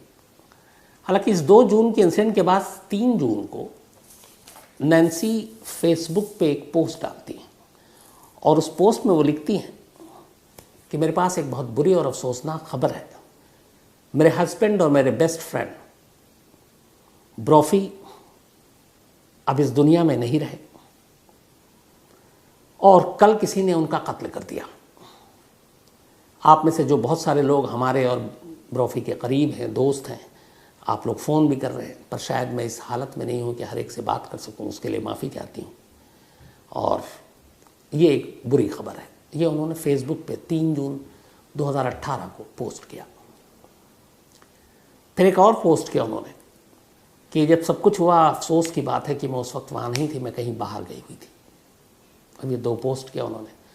पुलिस अपनी जांच करती रही, लेकिन कोई सुराग नहीं मिला। इसी दौरान में पुलिस ने सीसीटीवी फुटेज खंगाला इस पोर्टलैंड के ओरेगन इलाके का। जब सीसीटीवी फुटेज देखा तो अचानक एक तस्वीर ने पुलिस को चौंकाया। उस तस्वीर में दिखा कि नैन्सी की गाड़ी इस इंसिडेंट के 13 मिनट के बाद उसी बिल्डिंग के करीब से होकर गुजरी है। जब वो गुजरी और सीसीटीवी में जो टाइम था उसके 13 मिनट के बाद ब्रोफी का कत्ल हुआ था। तो अब कुछ जगह पे ऐसे थे जहाँ पे वो गलियाँ भी थी, तो कैमरे में वो गाड़ी कैद नहीं हुई, लेकिन इस बिल्डिंग के करीबी जो कुछ सीसीटीवी कैमरा था उन्होंने दिखाया और उस कैमरे से ये पता चल गया कि नैन्सी उस इलाके में उस वक्त मौजूद थी। अब पुलिस ने जब नैन्सी का फेसबुक का पोस्ट देखा तो पुलिस थोड़ी हैरान हुई, क्योंकि पोस्ट में लिख रही है कि मैं इत्तेफाक से इस दिन इस पोर्टलैंड में नहीं थी। अब पुलिस का कहना है कि सीसीटीवी फुटेज बता रहा है कि ये मौका वारदात के बेहद करीब थी, लेकिन ये खुद बता रही हैं कि ये उस दिन वहाँ पे थी ही नहीं, बल्कि उस शहर में नहीं थी। पुलिस को डाउट हुआ। पुलिस ने कहा नैन्सी से पूछताछ करते हैं। जब ये सारी बातें हो रही थी, इसी दौरान किसी ने पुलिस को नैन्सी के एक नॉवेल के बारे में बताया, और उस नॉवेल के बारे में जो बताया तो पुलिस और भी चौंकी कि आखिर एक ऐसा नॉवेल जिसमें कत्ल की कहानी है, और कहानी भी ऐसी है कि how to murder your husband, ये उसका अनुमान, ये उसका टाइटल था। हालांकि ये नॉवेल 2011 में लिखा था नैन्सी ने, लेकिन इस नॉवेल में बड़ा सिंपल और साफ शब्दों में जो कुछ उन्होंने लिखा था, और इसीलिए उसकी टाइटल रखा था how to murder your husband. इससे पहले भी उन्होंने बहुत सारे नॉवेल लिखे। अब 2011 में नैन्सी एक नॉवेल लिखती हैं। 7 साल के बाद, यानी कि 2018 में जिसने नॉवेल लिखा उसी के हस्बैंड का कत्ल हो जाता है। अब नॉवेल में कई चीज़ें ऐसी लिखी थी जो इस सीन ऑफ क्राइम से बड़ा जेल करती थी, मिलती थी। एक जगह पे इन्होंने अपने इस नॉवेल में लिखा था how to kill your husband में। उस नॉवेल में कुछ चैप्टर थे, उसमें से एक जगह लिखा था कि मुझे लगता है कि अगर किसी को मारना हो तो ये काम मुश्किल नहीं है, आसान है, और मुझे कोई इशू नहीं है, मुझे कोई परेशानी नहीं है अगर मेरे दीवार पे खून के निशान हो या फिर इंसान की खोपड़ी बिखरी पड़ी हो। मैं हालांकि झूठ नहीं बोलती हूँ, लेकिन ये भी सच है कि अगर कत्ल करने के बाद बचा जा सकता है तो वो कत्ल कर देना चाहिए, क्योंकि जो जेल की वर्दी के कपड़े के कलर हैं जो, वो मुझे पसंद नहीं है, और मुझे जेल और जेल की वर्दी भी पसंद नहीं है। तो कत्ल करने के बाद अगर आप बच सकते हैं और बाहर हैं तो फिर कत्ल हो जाना चाहिए। ये कुछ चीज़ें लिखी हुई थी। अब 2011 में ये नॉवेल लिखा गया how to murder your husband. 2018 में ये कत्ल हो गया। पुलिस को कोई और अब तक सुराग मिला नहीं, कोई विटनेस था नहीं। जितने वहाँ पे एम्प्लॉय थे उनको खंगाला, उन सब से भी पता चला कि यहाँ पे कोई ऐसा नहीं है जो देखा गया हो, बाहरी शख्स। सबके फिंगरप्रिंट्स भी लिए, कोई मिलान नहीं हो पाया। अब ये नॉवेल और सीसीटीवी फुटेज दो चीज़ें इशारा कर रही थी कहीं ना कहीं नैन्सी की तरफ, लेकिन पुलिस बड़ा संभल कर कदम रख रही थी कि एक नॉवेल में ये लिखना कि how to murder your husband और फिर कत्ल कर देना, इन दोनों को जोड़ें कैसे। दूसरा ये भी लगा कि बड़े आसानी से वो बच सकती है, क्योंकि कहेगी ये तो मैंने 11 में लिखा था और मैं इतनी बेवकूफ़ नहीं हूँ कि मैं ही लिखूँ और मैं उसको अपने ही घर में अमल में ले आऊँ कि अपने ही पति का फिर कत्ल भी कर दूँ, और यह खुद भी लिखूँ कि अपने पति का कत्ल कैसे करना है, तो मैं तो पकड़ी जाऊँगी, पहला शक मेरे ऊपर जाएगा। पुलिस को लगा कि इसके बाद और भी सबूत की ज़रूरत है, वरना फिर मामला बिगड़ जाएगा। इसी दौरान में पुलिस को पता चला कि कुछ वक्त पहले घोस्ट गन, कई गन अलग अलग तरीके के थे, वो नैन्सी ने ख़रीदा था। इसके ऊपर जब नैन्सी ने तब तक अपना वकील भी कर लिया था क्योंकि पुलिस को डाउट था, तो उसने कहा कि कई नावल लिख रहे थे और कई नावल के लिखने के लिए कई रिसर्च की ज़रूरत होती है। जैसे अगर गोली से किसी को मारना हो तो कैसे पिस्टल काम करता है, क्या करता है, ये दलील दी गई। तो ये कत्ल के लिए नहीं बल्कि अपनी अगली नावल के लिए, वो प्लॉट के लिए ये चीज़ें उन्होंने ख़रीदी थी। अब पुलिस को लगा कि ये भी अदालत में शायद दलील बेकार जाए, लेकिन फिर पता चला पुलिस को कि नैन्सी के घर के पास ही एक शूटिंग रेंज है, और 2 जून से पहले अप्रैल और मई में नैन्सी कई बार उस शूटिंग रेंज में गई और उन्होंने प्रैक्टिस की। अब सवाल ये था कि उन्होंने प्रैक्टिस क्यों की, पति को गोली मारने के लिए या सचमुच अपने अगले नॉवल का जो प्लॉट जो था, जो लिख रही थी, उसके एक्सपीरियंस के लिए तजुर्बा ले रही थी वो।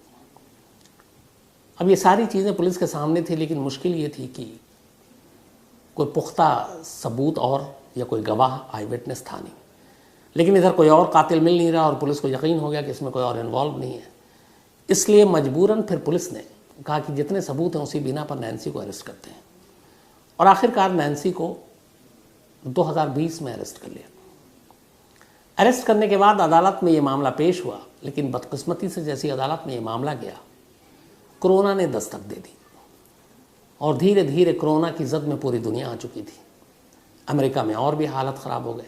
न्यूयॉर्क में एक एक दिन में सैकड़ों लोगों की जान जा रही थी, लाखों लोग वहाँ इससे प्रभावित हुए। तो अब कोरोना की वजह से सारी दुनिया में एक तरह से तालाबंदी थी, कोर्ट पे भी ताला लग गया, हमारे यहाँ जैसे हर देश में हुआ। तो उस चक्कर में ये केस लटक गया। फिर 2021 आया, कोरोना ने दूसरी लहर ली, उसमें भी और मुश्किल आ गया। करते करते अब 2022 आ गया। 2 साल तक ये केस अदालत में यूं ही लंबित पड़ा रहा, मुकदमा आगे बढ़ा ही नहीं। 2 साल के बाद हालात नॉर्मल हुए, पूरी दुनिया में कोरोना लगभग ख़त्म हो रहा है। तो उसके बाद इस मुकदमे की जो सुनवाई है 2 हफ्ते पहले शुरू हुई, इसी अप्रैल में। अदालत के पास टाइम है 7 हफ्ते में अपना फैसला सुनाने का। अब अदालत के सामने सरकारी वकील ने जो दलील दी वो वही दलील दी। उन्होंने कहा, एक, जिस दिन यह कत्ल हुआ उससे 13 मिनट बाद नैन्सी की गाड़ी उस इलाके में देखी गई और नैन्सी ने झूठ कहा कि वो थी नहीं, तो उन्होंने झूठ क्यों बोला। दूसरा, जब कत्ल हुआ तो वहाँ पे कोई और नहीं था, कोई ऐसा मिला नहीं जिसके ऊपर शक किया जाए, तो फिर नैन्सी ही के ऊपर शक की सुई जाती है। तीसरा, कत्ल से पहले उन्होंने शूटिंग रेंज में जाकर बाकायदा गन चलाने की प्रैक्टिस की और यहाँ कत्ल गन से हुआ, 2 बुलेट लगे। तीसरा, चौथी दलील दी गई कि उन्होंने एक नॉवेल लिखा था 7 साल पहले, how to kill your husband, और उन्हीं के हस्बैंड की मौत हो गई, और लगभग उसी तरीके से जो नॉवेल में इशारा दिया गया था। अच्छा, इस नॉवेल में भी how to kill your husband में कुछ जगह बुलेट का इस्तेमाल किया गया था। अब ये सारी दलील दी गई, लेकिन इसके बाद जो सबसे पुख्ता दलील दी गई, जिस पे लगा कि पुलिस अब वो नैन्सी को घेर सकती, इन्वेस्टिगेशन के दौरान एक बहुत चौंकाने वाली जानकारी मिली। पता चला कि जो डैनियल ब्रोफी हैं, नैन्सी के हस्बैंड, इन्होंने 5 साल पहले, बल्कि 4 साल पहले एक इंश्योरेंस कराया, बीमा, अपने नाम पर, और इस इंश्योरेंस की कीमत थी 1.4 मिलियन, $14 लाख। $14 लाख बहुत बड़ी रकम होती है, लगभग इंडियन करेंसी में अगर हम कहें तो 1 करोड़ के करीब। इसके बाद पिछले 5-6 साल में इन दोनों की माली हालत थोड़ी बिगड़ती गई। पहले बहुत सारे नॉवेल लिखे, कुछ पैसे रॉयल्टी के और उसके आते थे। अपना डैनियल ब्रोफी जो है वो शेफ का काम कर रहे थे, लेकिन उम्र बढ़ रही थी और इन्होंने बहुत सारी चीज़ें खरीद रखी थी, तो EMI की किस्तें और ये वो, और ऊपर से इन्होंने $1.4 मिलियन का बीमा करा लिया। अब इस बीमा की रकम, जो प्रीमियम है, वो अपने आप में काफ़ी ज़्यादा था, माली हालत ठीक नहीं थी। लेकिन पुलिस ने जब घर के पूरे रिकॉर्ड खंगाले तो पता चला कि पिछले 5-6 साल में इस ब्रोफी फैमिली ने अपने खर्च में बहुत कटौती की। इन्होंने घूमना फिरना बंद कर दिया, बाहर जाना बहुत कम निकलते, गाड़ियों का इस्तेमाल भी कम करते, पार्टीज़ वार्टीज़ ये सब का कोई मतलब नहीं था। तो इन्होंने अपने कटौती बहुत की खर्च में। लेकिन एक चीज़ कि सब कुछ करने के बाद कभी भी प्रीमियम का जो अमाउंट था वो देने में इन्होंने डिले नहीं किया। चाहे कुछ हो जाए, नैन्सी जो है वो पैसे देती थी। बीच में एक बार ऐसा हुआ था तो उसके बाद उसने $16,000 लास्ट जो पेमेंट था वो किया था, $16,000। तो प्रीमियम का अमाउंट हमेशा वक्त पे देना। तो ये सारी चीज़ें, खर्च में कटौती, उसके बाद अचानक ये बीमा इतना बड़ा, तो ये सब क्या है? तब पुलिस ने यहाँ मोटिव निकाला। पुलिस का मोटिव ये था कि 65 साल की उम्र में, बल्कि 60 उस वक्त और कम थी, डैनियल ब्रोफी ने एक तो बीमा कराया। अब बीमा उन्होंने अपने नाम पे कराया, जबकि उनकी वाइफ की उम्र 71, इनकी 65 है। तो वाइफ के नाम पे क्यों नहीं और हस्बैंड के नाम पे क्यों? पहला सवाल ये था। दूसरा ये था कि जब इतनी क्राइसिस थी उसके बावजूद इतने भारी भरकम रकम का बीमा क्यों कराया। फिर पुलिस ने जो कहानी सुनाई वो ये थी कि इस 1.4 मिलियन बीमा के रकम के लिए ही नैन्सी ने अपने पति का कत्ल किया और बाकायदा अदालत में ये चार्जशीट में लिखा गया। अब नैन्सी का ये कहना था कि मेरा हस्बैंड सिर्फ मेरा हस्बैंड नहीं था बल्कि मेरा बेस्ट फ्रेंड था और हम हमेशा साथ रहे। बट सरकारी वकील की दलील यही थी कि बीमा की रकम मेन मोटिव है। पति की मौत के बाद ये सारी रकम नैन्सी को मिलती और इसीलिए नैन्सी ने अपने पति को रास्ते से हटा दिया। और ये भी है कि 7 साल पहले ऐसी ही कहानी एक उन्होंने बाकायदा हूबहू लिखी कि how to kill your husband. अदालत ने ये सारी चीज़ें मानी, लेकिन अदालत का एक इम्पॉर्टेंट फैसला पिछले हफ्ते आया। उन्होंने कहा कि आप कत्ल में जितने सबूत हैं बाकी सब रखिए, लेकिन इस नॉवेल को इस कोर्ट की कार्रवाई से हटा दीजिए, इसलिए कि नॉवेल की वजह से ही नैन्सी को कातिल माना जाए इसका कोई आधार नहीं है। नॉवेल 7 साल पहले लिखा, ये एक इत्तेफाक हो सकता है, लेकिन उस नॉवेल को लिखने के बाद नॉवेल के हिसाब से नैन्सी कत्ल करेगी, अदालत इन चीज़ों को नहीं मानता है क्योंकि यह हवाई है। तो आप इस बुक को जो उन्होंने नॉवेल लिखा था how to kill your husband, इसको आप सबूत के खाने से हटा दीजिए और बाकी जो सबूत उनके खिलाफ हैं, चाहे सीसीटीवी फुटेज है, शूटिंग रेंज में प्रैक्टिस है या फिर मौका वारदात पर उनका मौजूदगी है उनकी, आप ये सारी चीज़ें रखिए। तो कोर्ट ने इस नॉवेल को सबूत मानने से इनकार कर दिया है। जिरह जारी है और अगले 4 से 5 हफ्ते में इस कोर्ट का फैसला आना है। फिलहाल नैन्सी पुलिस की कस्टडी में है, जेल में है, सुनवाई पर वो अदालत पहुंचती हैं, लेकिन इस केस का अंजाम क्या होगा? क्या नैन्सी को अपने ही पति के कत्ल के जुर्म में अदालत सज़ा सुनाएगी, वो बरी होंगी? और क्या इस कत्ल का उस नॉवेल से कोई रिश्ता है? ये सारी चीज़ें अभी एक रहस्य बनी हुई, एक पहेली बनी हुई है।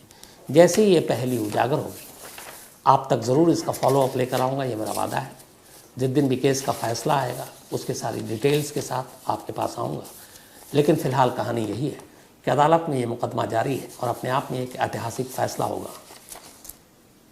कि एक लेडी जो नॉवेल लिखती है और ठीक उसी तरीके से 7 साल बाद उसके अपने ही पति का कत्ल हो जाता है, इस कत्ल में उसका कितना हाथ है, या फिर इस नॉवेल को आधार बनाकर ब्रॉफी के किसी दुश्मन ने हाथ आजमा लिया और कहा कि उसकी बीवी पे ही शक जाएगा। ये सारे सवाल अब भी सवाल बने हुए हैं। तो कहानी में आज इतना ही।